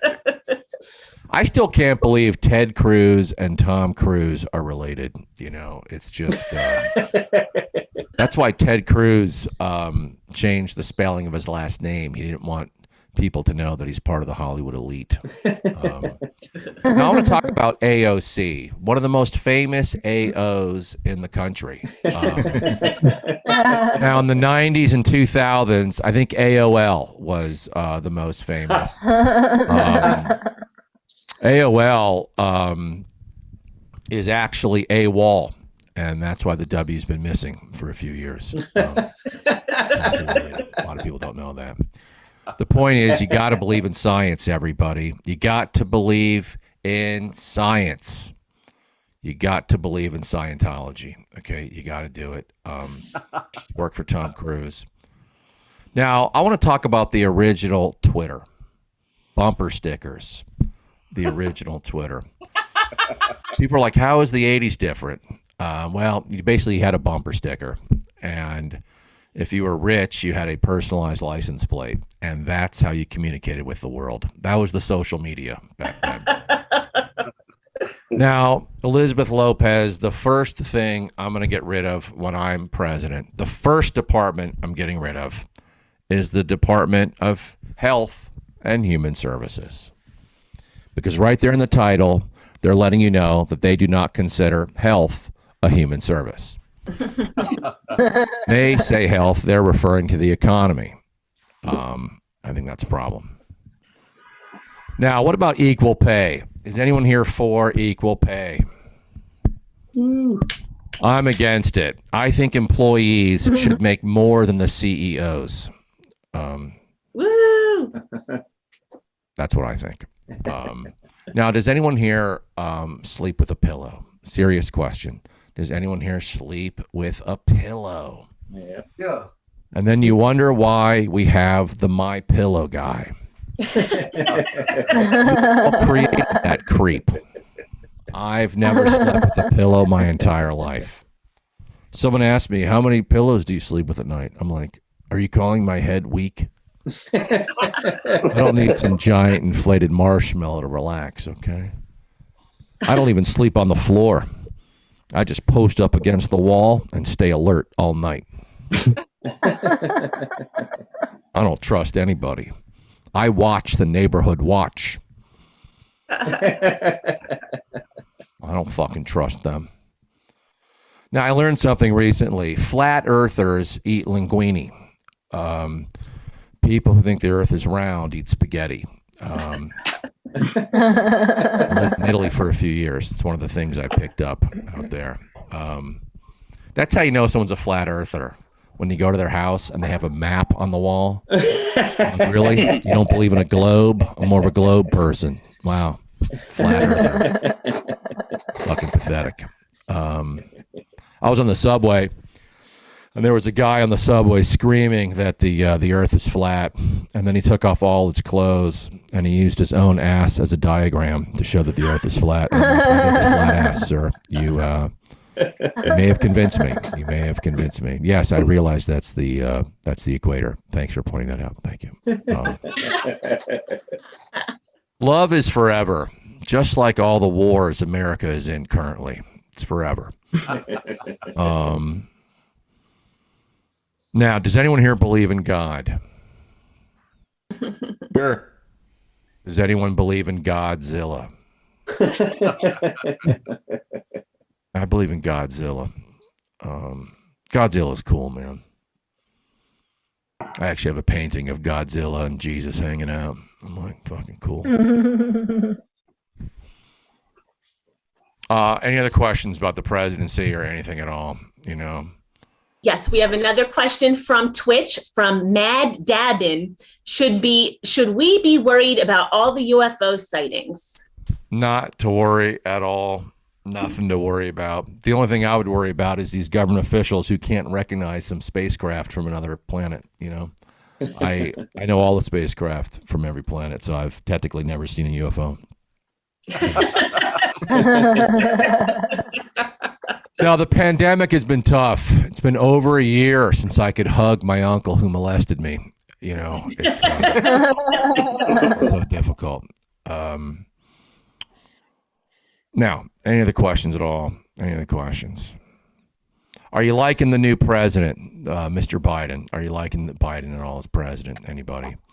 Anthony's a sort of. Alex has a sort of enthusiastic clap. He's the alternative. Sort of. Well, we could do worse. Let's put it that way. Far from ideal, but we could do worse. Best thing I like about Biden is that his pet dog has already bit like 10 people. I'm like, here's a guy who's playing it safe. You know? He's like, I get it. You got the Secret Service. Fine. I got my German Shepherd. Okay. I think it's fucking great. Yeah, they say they had to send the dog back home to get some more training. It's like, no, the dog was receiving an award. That's what was happening. You ever go on a dating site and in someone's profile, they say that they love to meet new people? That means they're going to cheat on you. That's what that means. In case anyone hasn't figured that out yet. Now, I want to talk about Australia, or as I call it, far Canada. Far. People are like, I want to go to Australia, but it's so far away. I'm like, Canada is right here. Okay. Now, the pandemic sucks, but people like to watch. You know, they really do. Now, does anyone know the score in the war currently? And any of the wars that we have going on?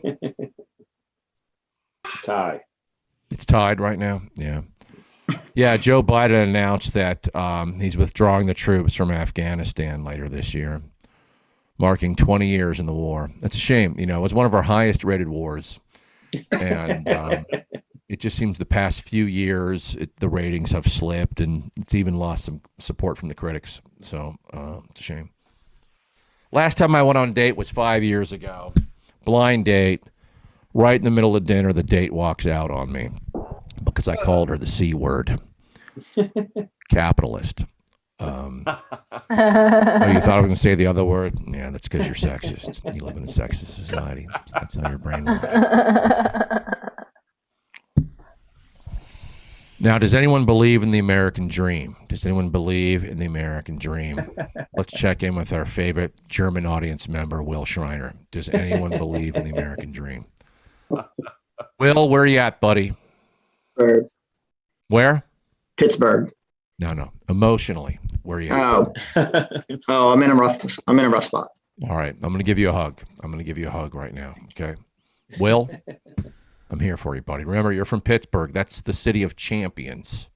Yes. Okay, that means you're a winner, Will. Things are going to turn around. Now, where in Pittsburgh do you live? Bellevue. Bellevue. Mm-hmm. Okay. I was hoping you were going to say a different neighborhood, but that's okay. We can work with it. Will, are you working these days? What's going on, buddy? Yeah, I'm working from home. I'm oh God, I don't even know what I do. I set up health services for older folks on Medicaid. So you help senior citizens who are on Medicaid. Yeah.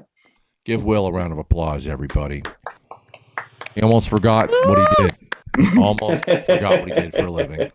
That's how much he cares about these people. To him, it's not a job. It's a way of living, okay? Well fucking done, man.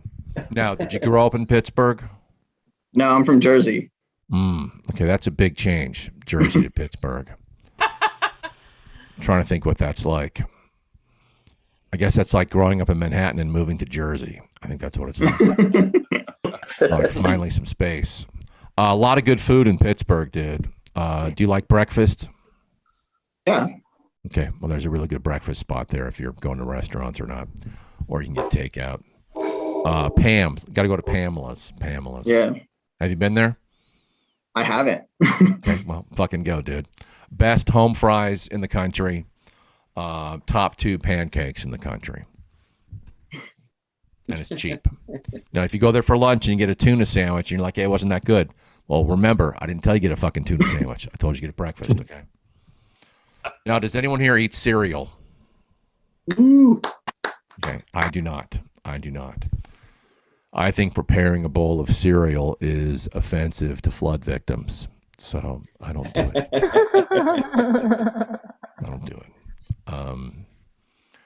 So what is the American dream to you, Will? What is it? I mean, you moved from Jersey to Pittsburgh. You're living it up. The American I love dream. Pittsburgh, dude. I like Pittsburgh a lot, man. It's a very interesting city. Yeah, Pittsburgh's great. It's I don't Most even know how bridges in the nation. Yeah. So many choices. Mm-hmm. Maybe that's American why you're at dream to home all me- the time. You can't figure out what bridge to take. So what's the American dream to you, buddy? What is it? They cut my student loans, put them down to 0. Okay. Well, when I'm president, there's going to be no more college debt. Because we're getting rid of college. From now on, it's high school and straight to military. The way this country was designed. So your student debt is now at 0, Will? Will, your student debt is 0? Yeah. Excellent. And where did you go to school? Duquesne. Okay. So I was going to tell you, you don't have to pay for high school in this country, dude.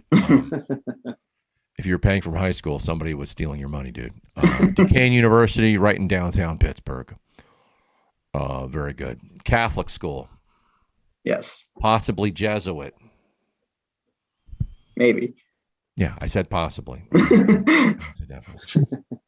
I actually said possibly, and then you corrected me saying maybe.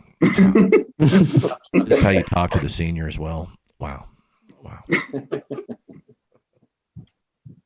Any other questions about the presidency? These are all really great questions tonight. Kevin H. Brady, any questions tonight, Kevin? I like your background, Kevin. It's excellent. Really solid stuff, Kev. Just a reflection of the world at large. Good voice, Kevin. Good speaking voice. I got Now, Alex H., what do you do, buddy? I like Alex. What do you do, man? I'm a controller. Cool. And what do you control? The finances of a small business. Cool. I control all the snakes. Exciting. Yep. I have their arms and feet. So they listen to me. Yeah. They listen to me, Alex H. Rattlesnakes are just like regular snakes, except they are in a band. A river is a lake that has shit to do. Lakes are just lazy. It's a flood that no one ever cleaned up. That's what a lake is. Just a fucking aggressive puddle. That's all it is. Gluttonous puddle. Any other questions about the presidency or anything?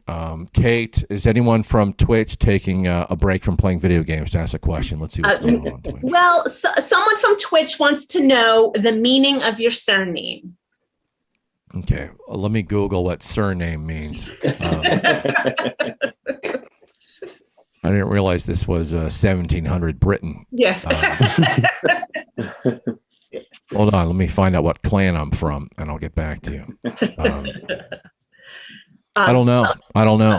Will, who you were just talking to here, Will wants to know if you have anyone specific in mind for your secret service. My secret servant? Secret service. Oh, okay. I thought you said I was going to have a secret servant. Not going to have a secret service, okay? I want transparency in the government, not secrecy. When I'm president, I'm going to out all the Secret Service members. No more secrets. It's part of the problem with America. Good question, Will. You stepped it up, buddy. Now, people are always, whenever we watch the news, it's always great because they'll have on one person, and then now we're like, all right, now we got to get someone from the other side. We got to do both sides. And I'm always like, well, let's not forget about genocide because it seems like both sides are for that, which is probably a problem. Any other questions? Now, mass shootings are on the rise. Are you for it or against it, guys? Where do you stand on the mass shootings? Against. I'm for it. We got to get our guns back on top. We can't let COVID get the high score. We got to get America back. Who's ready to just get back to normal? You know, mass incarceration, genocide, gender inequality, things this country was built on. Now, when I'm president, I'm going to re-legalize smoking cigarettes indoors. I am tired of these Jim Crow indoor air laws that we have. I'm bringing back air diversity. And who gave us tobacco? It was the indigenous people of these lands. So if you're against smoking cigarettes indoors, you're anti-Native American, and I think that's a problem. Now, my cousin just came out to me to let me know that they are now a member of the LGBT QAnon community. And I'm like, thanks for bringing diversity to fascism. I really appreciate that. Yeah, people are like, how can this country have so many people that believe conspiracy theories? And then they went to a church where white people worship a white guy from the Middle East who walked on water. And I'm like, geez, I don't know. I'm not sure about that one. Now, I know there might be some readers here tonight, some people who read books. Take it easy. When I'm president, I will not ban books because we are going to need those books to burn to keep warm in the climate change winters. And we're keeping the libraries, but I'm banning librarians.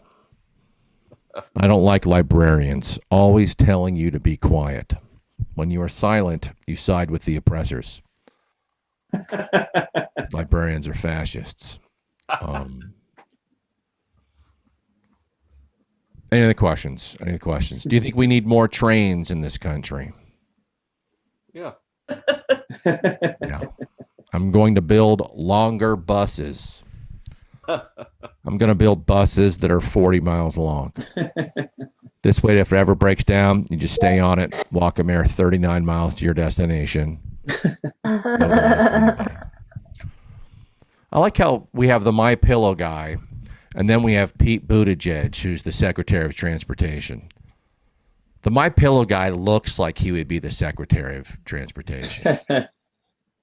And Pete Buttigieg looks like he would put people to sleep when you have a conversation. Yeah, I don't have a pillow. I just have Pete read me bedtime stories, and then I just nod right off. I like Pete. He's fucking hilarious. He always looks like a 12-year-old boy wearing a suit for the first time. It's like something's not quite fitting here. I'm not sure what it is. Any other questions before I go? These are all excellent questions here tonight. I think Sarah had a question. Sarah, did you want to ask your question? Sure. What's your solution to climate change? Or what's your favorite energy alternative? Yeah, I'm against climate change. I call that inconsistency. I want consistent weather. So we're going to get rid of spring, fall, and summer. And we're just going to keep winter. We're just going to go with one season. Keep it consistent. Yeah. Thank you. Good question. We don't need fall and spring. It's the same. It's the same shit. I want diversity. Okay. One of them's got to go.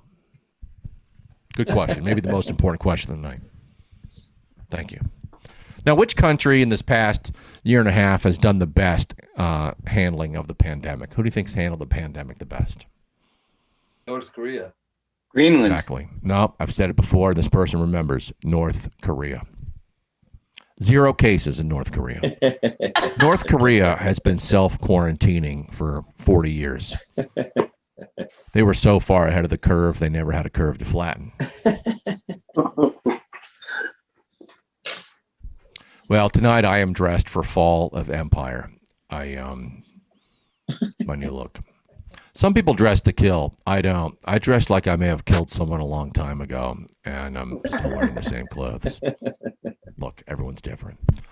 Elizabeth Lopez, excellent work tonight. Aaron, solid tonight, Aaron. Kate, incredible job. Evil Dave, I know you've kidnapped Nice Dave, but that's okay. That's how you live, off the blood of Nice Dave. And you know what? Maybe Nice Dave is nice, but maybe it's a fake nice. That's why he's not here at the show. Okay, that says something about who shows up to the show. Anthony Zaccaro, it's good to see you, dude. I don't know if that's a bright lamp on your lower left or if there is some kind of a time travel portal going on. I think that's really cool. I think it's a time travel portal. I just got back from a time travelers convention next week, and you didn't understand that. You have until next week. It's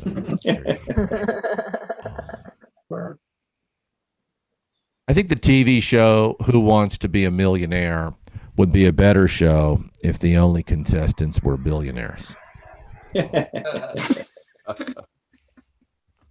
Alex H., really good stuff. Thank you for having a job nobody understands, and that's why you do it, because you're a professional.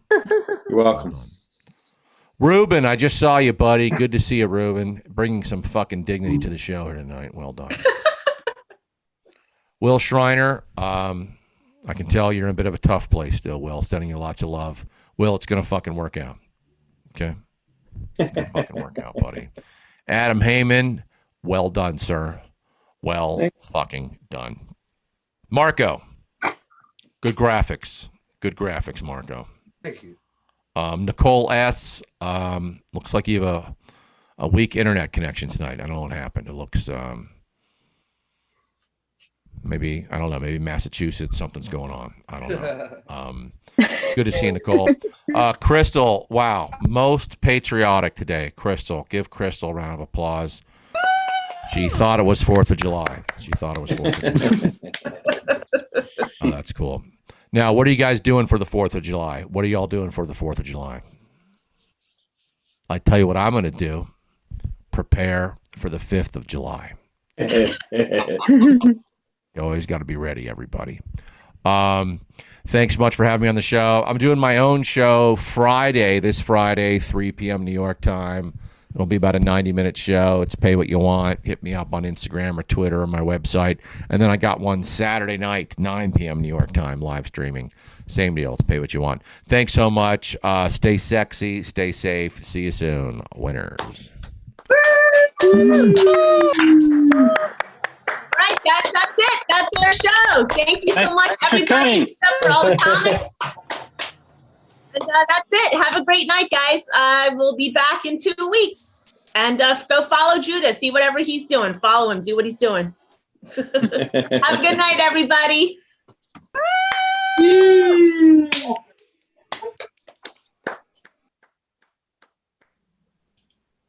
How do you leave? Recording stopped.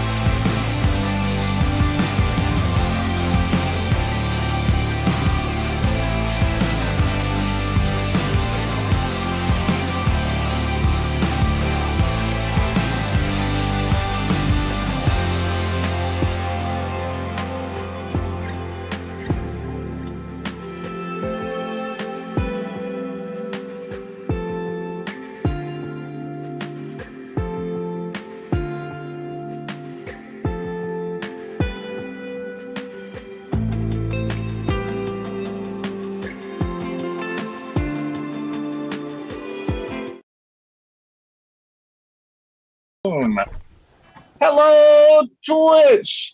Welcome to Late Night Mondays with Digital Slumber Party. Here's your host, Anthony Capper and Amber Irish. Woo! Or just Anthony. Oh, is it just me? We're both here. Hey, everybody.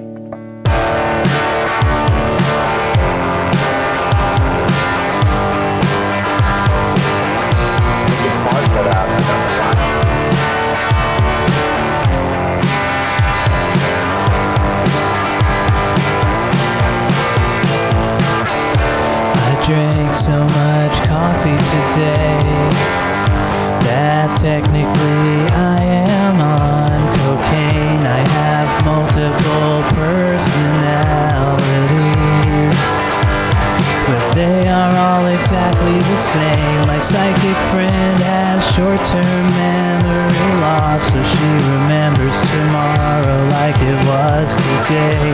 Yesterday I spilled mustard on my mustard-colored jeans, and today there's an invisible stain. Oh no, oh no, oh no, where'd it go?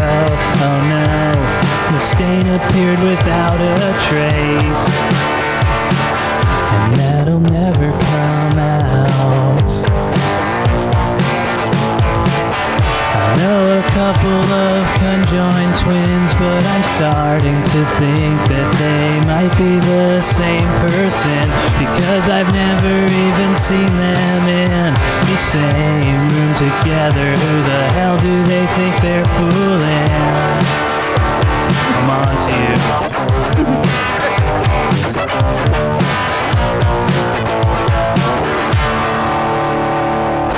I can eat whatever I want. The calories don't count as long as I wear a disguise. Everybody has a birthday coming up, as long as they do not die. A revolution will be televised. In fact, you probably missed it, cause it wasn't really advertised.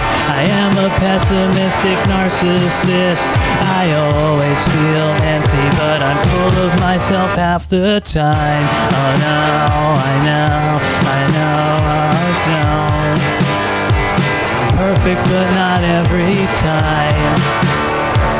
Oh, I thought the song was done. I am perfect, but not every time.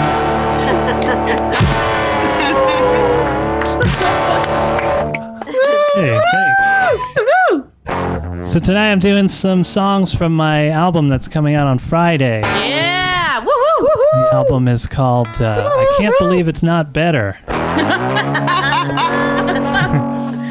And I'll be doing a record release show, a virtual record release show here on Comedy Hub on Friday night. Yeah! Woo! Yay! What did we say? 9 p.m. Eastern, 6 p.m. Pacific, I think, if that's correct, Jay. Anyway, here's another song.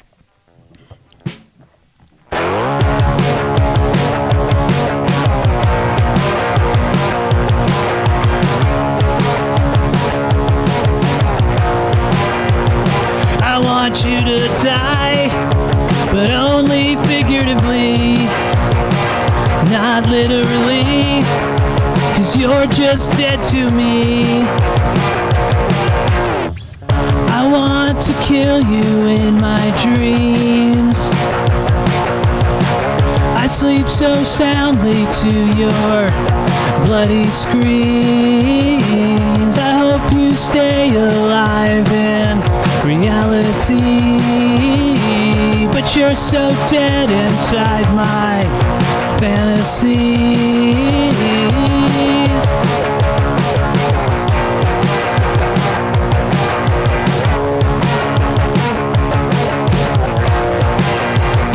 I am a pacifist, which means I passively exist. But when I lose consciousness, I rule with an iron fist. I want to murder you to death in my dreams. I sleep so you'll be blown to smithereens. I hope you stay alive in reality, but you see, you'll die 1,000 deaths in all of my dreams.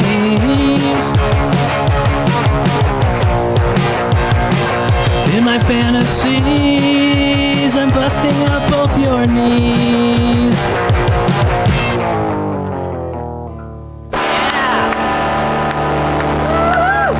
Thanks. I'm still learning these.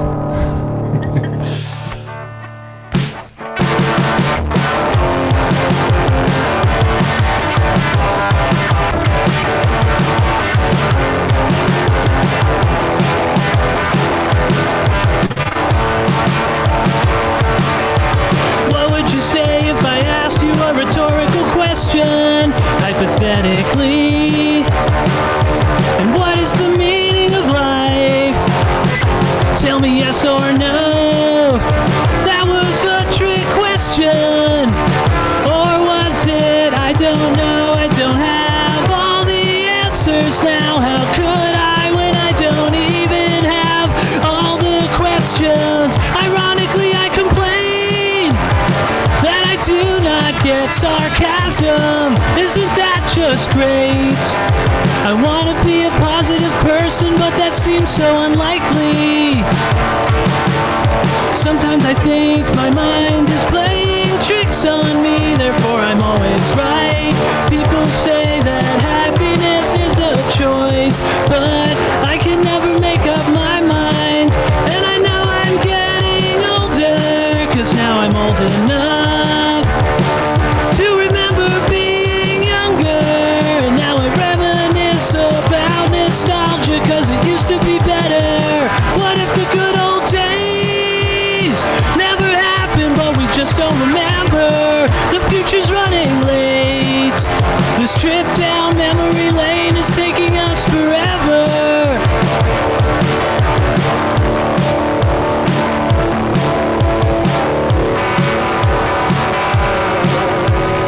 I always hear people say that money can't buy happiness.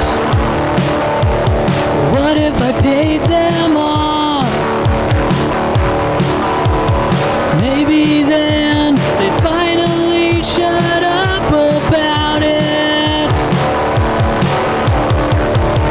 and nothing would make me happier. Don't bother to explain, it'll just go in one ear and right out the other. I don't know anything, but I think therefore I am, or well, at least I think so. I am so totally vain. I probably think this song is about me, even though it's vague. But enough about Carly Simon, let's talk about me.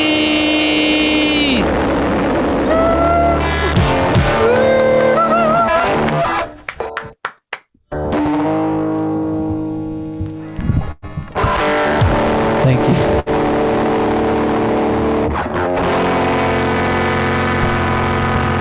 These songs are all on my album that's coming out on Friday. I can't believe it's not better.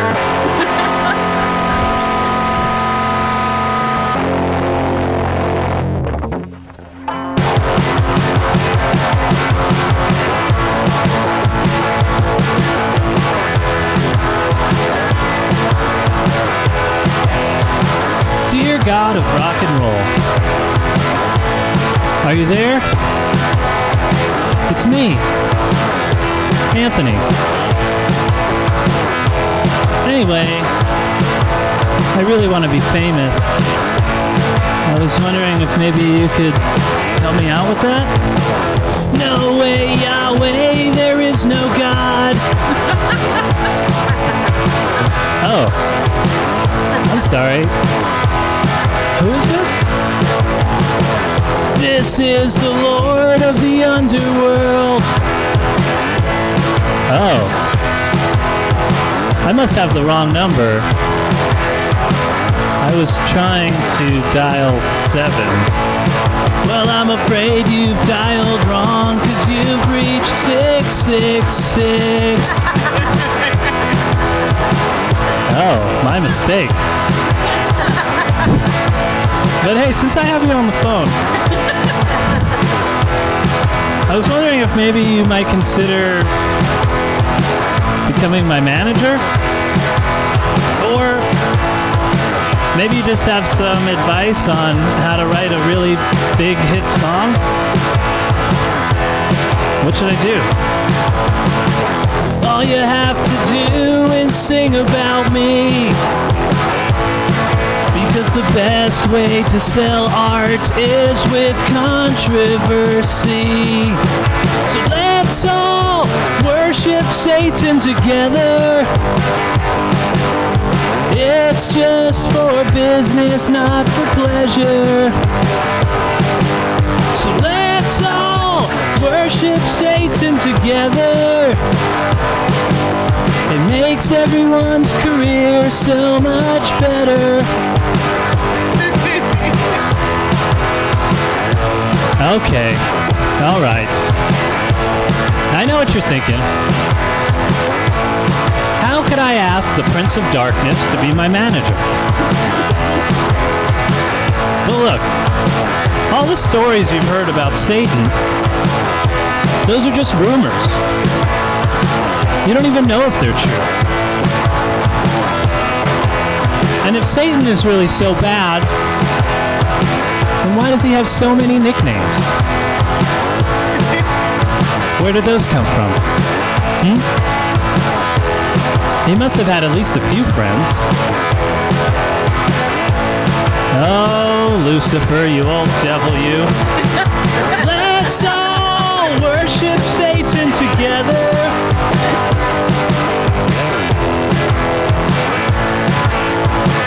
Okay, here's the thing. Even when they're not all that great, people just love songs about the devil. And if this song becomes a really big hit and makes a lot of money, Satan will get paid most of the royalties. You know, that was the deal. But to hell with it. I'm not even worried about anything anymore. Plus, I already sold my soul to the devil, so I could get into heaven.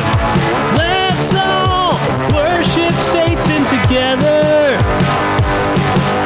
It's just for right now, it's not forever. So let's all worship Satan together. When it goes out of fashion, never mind, whatever.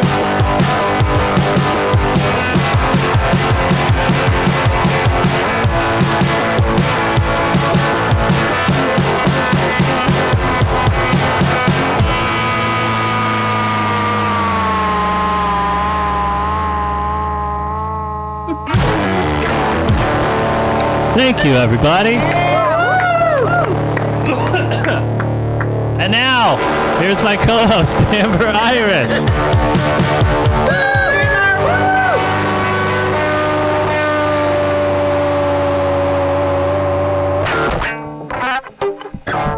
Are you okay? Were you choking? Yeah, I didn't do any. I mean, I usually don't, but I didn't do any vocal warm-ups. So, so I got a little something going on.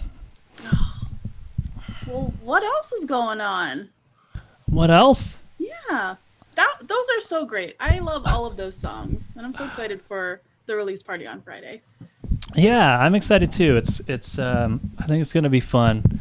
And where can people find it? The album? Mm-hmm. So on Friday, it's going to be on my Bandcamp page, which is music.anthonykapfer.com. So it's going to go there first, and then it'll go to all the streaming services soon. I don't know exactly when yet. Still waiting to hear. So it might go on the streaming services that day, or it might be next week or something. But you can get it from me first on my my page, and I started a subscription service. Nice. Fan club, I guess, is what it's called. But so that's on the same website, on Bandcamp. And some of the stuff that I'm pretty excited about, if people subscribe monthly to me, there's 2 tiers. This is a second tier thing. You get this very limited edition 7-inch record that has... Actually, does it have every song I did? Yes. I didn't even realize. I just did the whole 7-inch. But the album has more. The album has 11 songs. This has 4 songs because that's what fits on a 7-inch record. That's so rad. And that was made locally in Denver, wasn't it? Yeah, it was made by Meep Records. I don't know if you could see. Is that right side up? Yeah. Yeah. Meep Records. I didn't print the artwork yet, but there will be artwork that comes with it. But this is what I have so far. That's great. So there's only 25 of those. And so first dibs go to my subscribers on there. So if you subscribe, you get one of those records. Or you get one of these cassettes, these pink cassettes of my Cats Using Toilets album. Very good.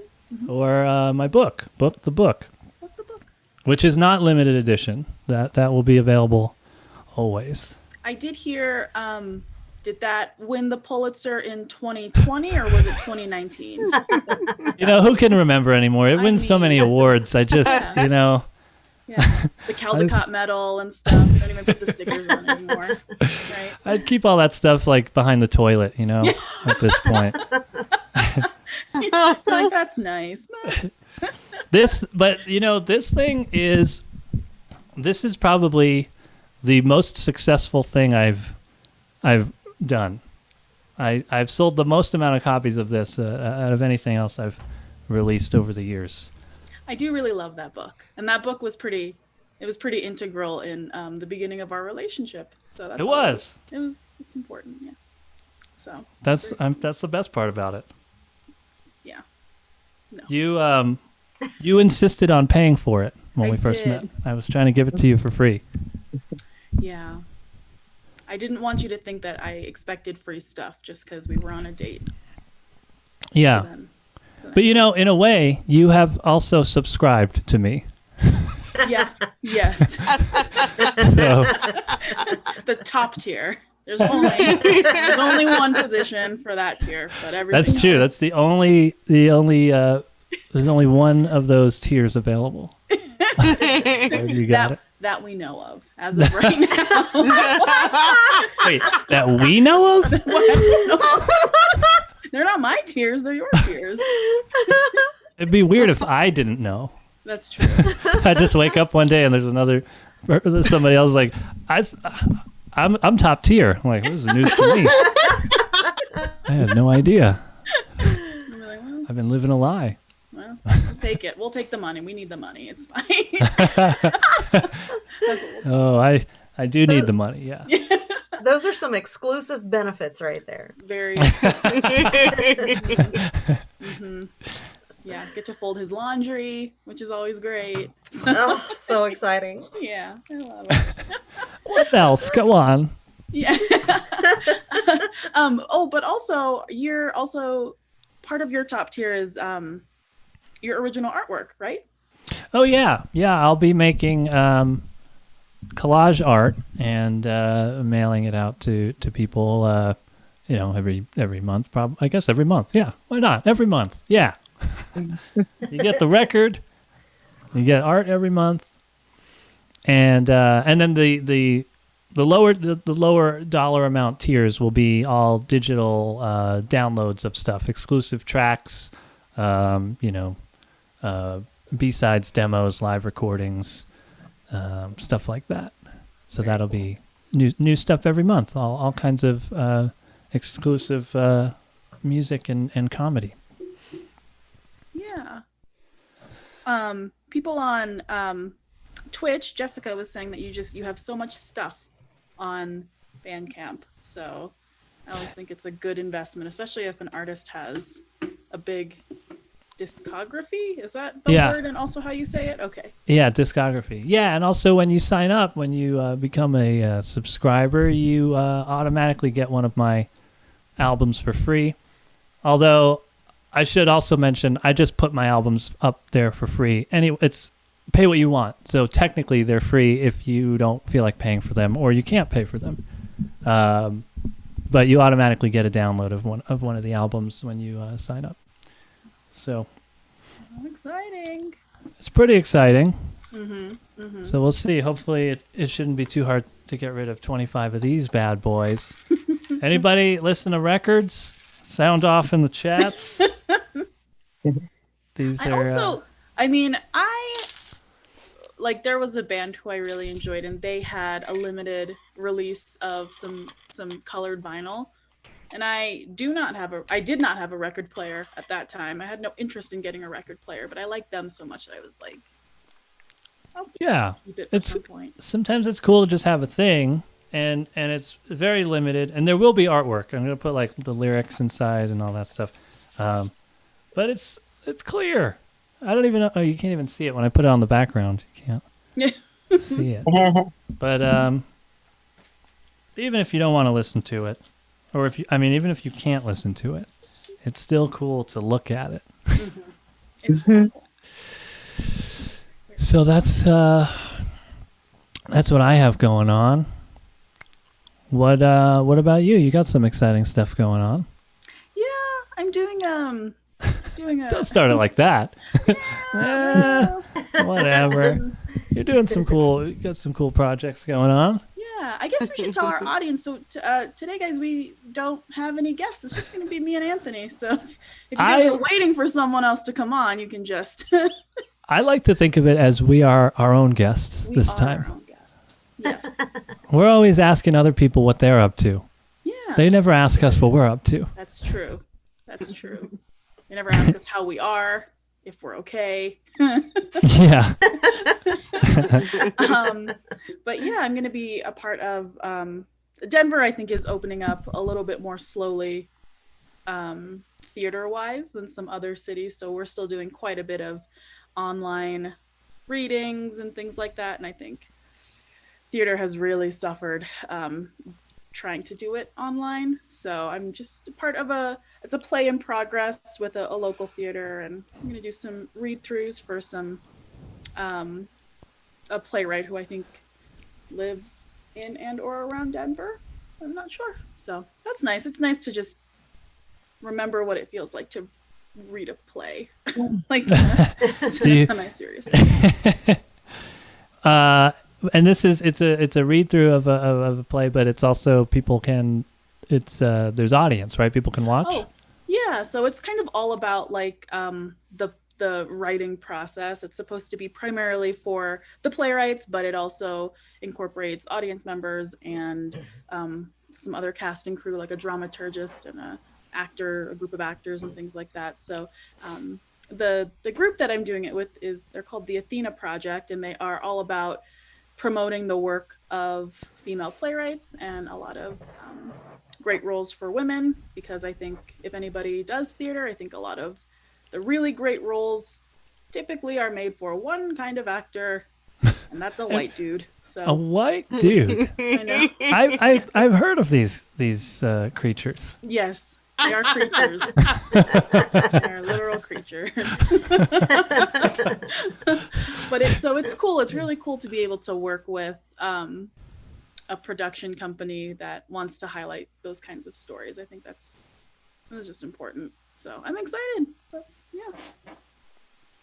I'm excited too. I'll be watching. So when is the? Well, I mean, I know, but tell the audience when I'll be watching. So when is it? Oh boy, I've got so much going on that day. Which day is this? Tell everybody when it is. Yeah, it'll be next Sunday we start at 1:30 Mountain Standard Time. So it's part of like a play festival, but I'll drop it in the chat at some point where people can drop it. Yeah, that's this upcoming Sunday. Yes, this upcoming Sunday. Mm-hmm. At was that 1:30? So that's 3:30 Eastern and 12:30 Pacific, 1:30 Mountain. Is that right? 2:30 Central. 2:30 Central. If you're in Europe, just go fuck yourself. I'll just I don't know what to tell you. But yeah, it's neat. It's kind of neat to like have stuff happening again and kind of thinking about moving forward and doing things. Though I did go into a bar for the first time since we've been vaccinated in the last few days. And Oh yeah, you went to a bar on Friday. it was just horrible. It was just like, I feel like, people are talking about how so many of these mass shootings have happened because people have had time to plan it. And I feel like it's that same concept, but just for being the most irritating and annoying people in the world. I think people are like, you know what I'm going to do the first time I can go into a bar again is just scream nonstop for no reason at all whatsoever. And somebody flipped over a chair and a bunch of dudes were just high-fiving. And I was like, I don't miss this. I don't miss this at all. I haven't really thought about it, but I don't miss that either. People just screaming for no reason. Yeah, it's terrible. It's terrible. Were people? I wasn't there for this, but people were not. I guess if they're drinking, they're not wearing masks. They were not wearing masks. No. So it's one of those situations where we just kind of gotta trust other people. Just cross your fingers and. I mean, my God, it was Well, we got the vaccine. Plus, we already got sick, so I think we're probably okay. I swear to God, if we get sick again, I'm just gonna sue everybody. Just everybody I come into contact with. That's what's gonna happen. Bill Maher tested positive for COVID. What? Bill Maher tested positive for COVID even after being vaccinated and had to skip 2 episodes of his show. Oh yeah, but I think that what happened. I mean, you probably know better than I do since you work in medicine. But it seems like if you're vaccinated, testing positive is different than actually being sick, right? You're like a carrier that can get other people sick. But I don't think from what I read, it didn't seem like he had symptoms. He was just, he had There's to cancel. always the possibility that was a false positive, Mhm. which can happen with these rapid tests. And I'm inclined to think that was what that was. It was just a false positive. Mm-hmm. 'Cause Because the whole point of being vaccinated is so that your body recognizes it and it won't let it replicate to the point that you can pass it on, which means it shouldn't even be detectable. Oh, yeah. I thought that maybe it shouldn't be detectable, but it didn't seem like he was sick. It just seemed like he tested positive. So, I mean, we're still going to all be exposed to it. And so. Yeah, and it's still ravaging the whole rest of the world. Yeah. Well, it seems like we blew the response so bad that it's just going to become like another kind of flu that we need to be, get a yearly shot for it. So that's fun. Ugh. We get to live with COVID just forever. And my favorite thing about the most ridiculous thing is the Republicans that are now wearing masks and social distancing from people that got the vaccine because they think that they're gonna shed like the virus or whatever it is. Ever fucking infiltrated the right wing to tell them that, to like plant that seed in their brain, I will give them a slow fucking clap, because that is the most nonsense ass backwards stuff I've seen. And we had Donald Trump as president. That is like the most I was like, this is nuts. That's outrageous. So silly. And then next year, when everybody's getting a booster vaccine, they're gonna all get this year's vaccine. Yeah. Just to be safe. They're like, I just got the iPhone 6 and also my first Moderna shot. So, hi guys. Holding us back. Always. It's so true. It's so true. Ugh. But at least there's mass shootings again. Oh no. Oh.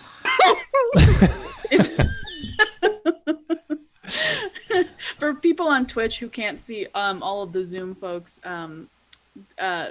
Sarah is one of the people who's in here, and her background is a picture of the Pope with Anthony's face superimposed onto it. Can we bring that up on the on the screen? I was gonna mention it, but we were talking about the other stuff. It's very funny. I just think it's very funny. Well, it's it'll pop up eventually, I think. We'll get it up for the Twitch people sometime. It's not going anywhere. It's me as the Pope like that. Oh, there it is. Beautiful. Look at that. Hey, Sarah. Hey, Pope Anthony. I look good as the Pope. You look good as the Pope.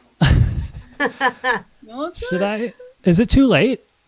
I don't think so. I mean, there was one Pope that was like a Hitler Youth when he was a kid. So just because I'm singing songs about Satan, I think I can still be the Pope. Didn't he like resign after that came out or something? Or what? I don't know if it was related. I mean, I don't think he was so young that I don't think he had a choice. I don't think he was a Nazi as an adult. It was just his parents. They gave him the haircut or whatever. Gave him the haircut. Put the little armband on. And what's he gonna do about it? But he did quit, and then we have I'm saying we like I believe in God, but now there's the other guy. He's like pretty progressive, I guess, for a pope as far as popes go. I guess I don't know. I don't know. You make a perfect Catholic priest because you look like a pedophile. Is it because of the mustache?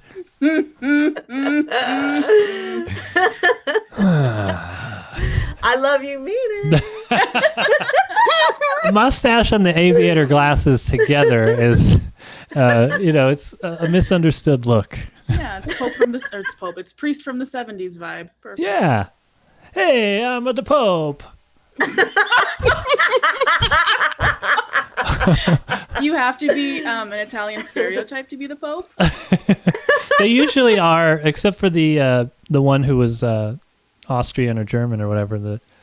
They're usually Italian or Roman or whatever. That's incredible. I know so little about Popeism. Popeism.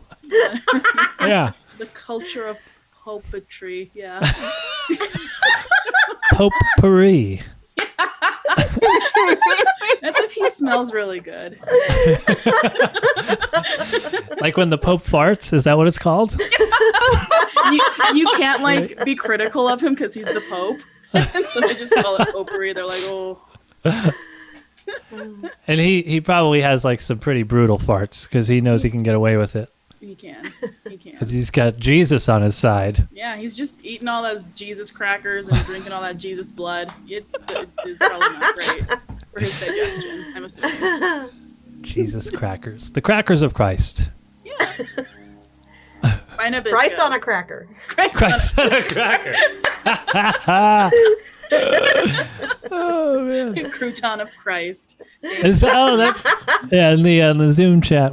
So Dane Cook calls them the Crouton of Christ. I don't remember that Dane Cook bit, but in the Twitch, Dark Secret said Jesus.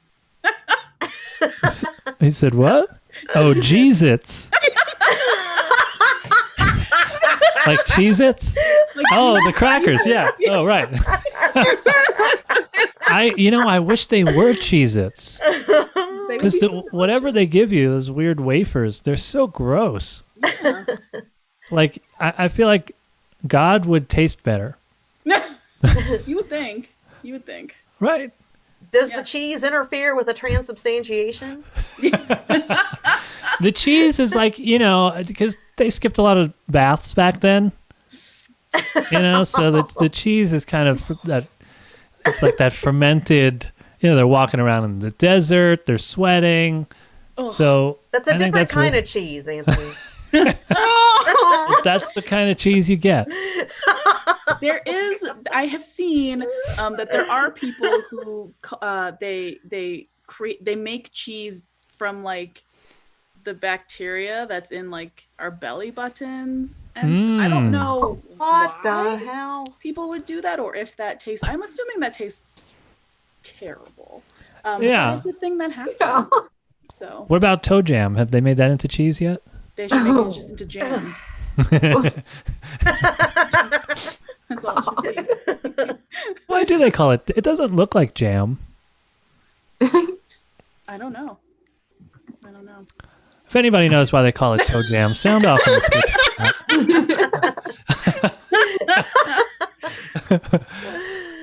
Also, I always forget to do this, but everyone watching on Twitch, if you feel like sending us some Venmos, feel free at Digital Slumber Party, or just subscribe to my fan club on Bandcamp.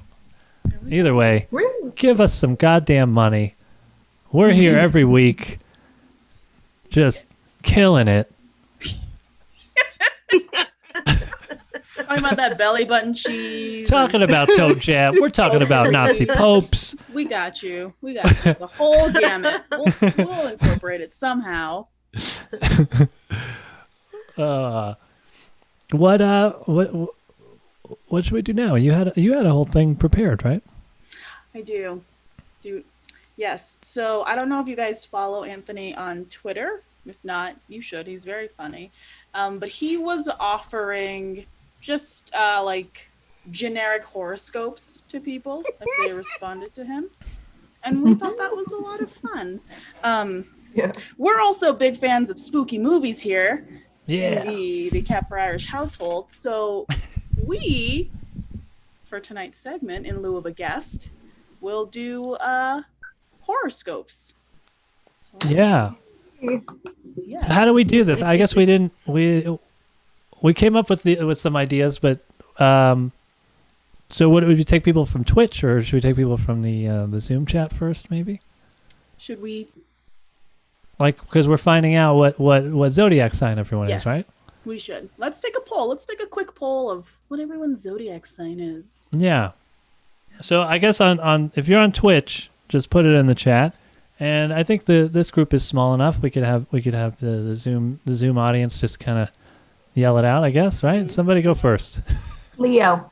All right, we got a Leo. What's Me your too. birthday? What's your birthday, Leo? August 7th. 7th. I'm the 13th, so that's almost something. 14. Kind of. All right. So for Leo, what does it say for Leo? Well, we should probably let's ask everyone, then we can go through. Oh, okay. Oh, we're going through. Okay. All right. Well, who else? What zodiac sign? Scream it out. Cancer. Cancer. Nice. I'm a Pisces. That's the only time anyone says that. Yeah. Cancer. I am. Oh, nice. What else we got? Pisces too. Pisces. I'm also Pisces. Woohoo! Ooh. I'm a Pisces moon, I think somebody told me one time. Yeah. I'm a Leo. You're a Leo with a Pisces moon, and I'm a Pisces with a Leo moon, which means we are the exact opposite person. So we're supposed to hate each other, right? We do hate each other. We're here for the show, right? That's why we do a show together. Yeah. That's what you do, right? Yeah. In lieu of couples therapy, we just do that. We got Pink Monkey Bones is an Aries. We got an Aries. Libra is a Comedy Hub. I guess Jay is a Libra. Let's see. So, Love it. so you got a whole thing, which right? moon your sign is in? Huh? How do you know which moon your sign is I in? don't know. Somebody was like, "I want to do your chart," and I was like, "Okay, but just tell me what it is." Yeah. Oh, today's Ricky's birthday. Oh yeah, my cousin Ricky, who also plays on a couple of songs on my new album. He plays a theremin on the Satan song. Very cool. And he does some synths on The Meaning of Life. And it's his birthday today. So happy birthday. Ricky. Happy Love birthday, it. Ricky. Love it, love it. I wonder. Hey Jay, can I share my screen? You should be able to at the bottom of the Zoom. Oh, you're a co-host now. Okay. I should have been able to do that. Sorry. Wow. That's why Jay knows what he's doing. Classic Pisces moon. Oh my. I'm just sitting here waiting for him to do it. All right, let me see if I can share it. So this should be fun. I mean, you know. This is what we spend our time doing now when we cannot. How do I just share this? Okay. I'm going to present it. Can you guys see my presentation? Yes. I see it. Fantastic. Ladies and gentlemen, welcome to Horoscopes, brought to you by the Digital Slumber Party!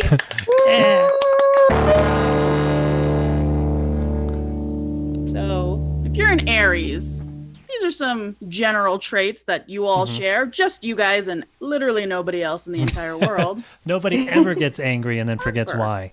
Yeah. Yeah, you think everything is a game that you can win. You'll do anything on a dare, you idiot. You get bored a little easy. So Anthony and I were like, well, what kind of movie villain does that best relate to? We decided it was Jigsaw. Yeah. From the Saw franchise. I have never seen any of these movies, so I just took your word for it. Oh, yeah. No, that's pretty accurate. I mean, all about games. I love it. The Taurus just All wants right. to cuddle. You're a homebody. You're all or nothing, no in between. You wear the same outfit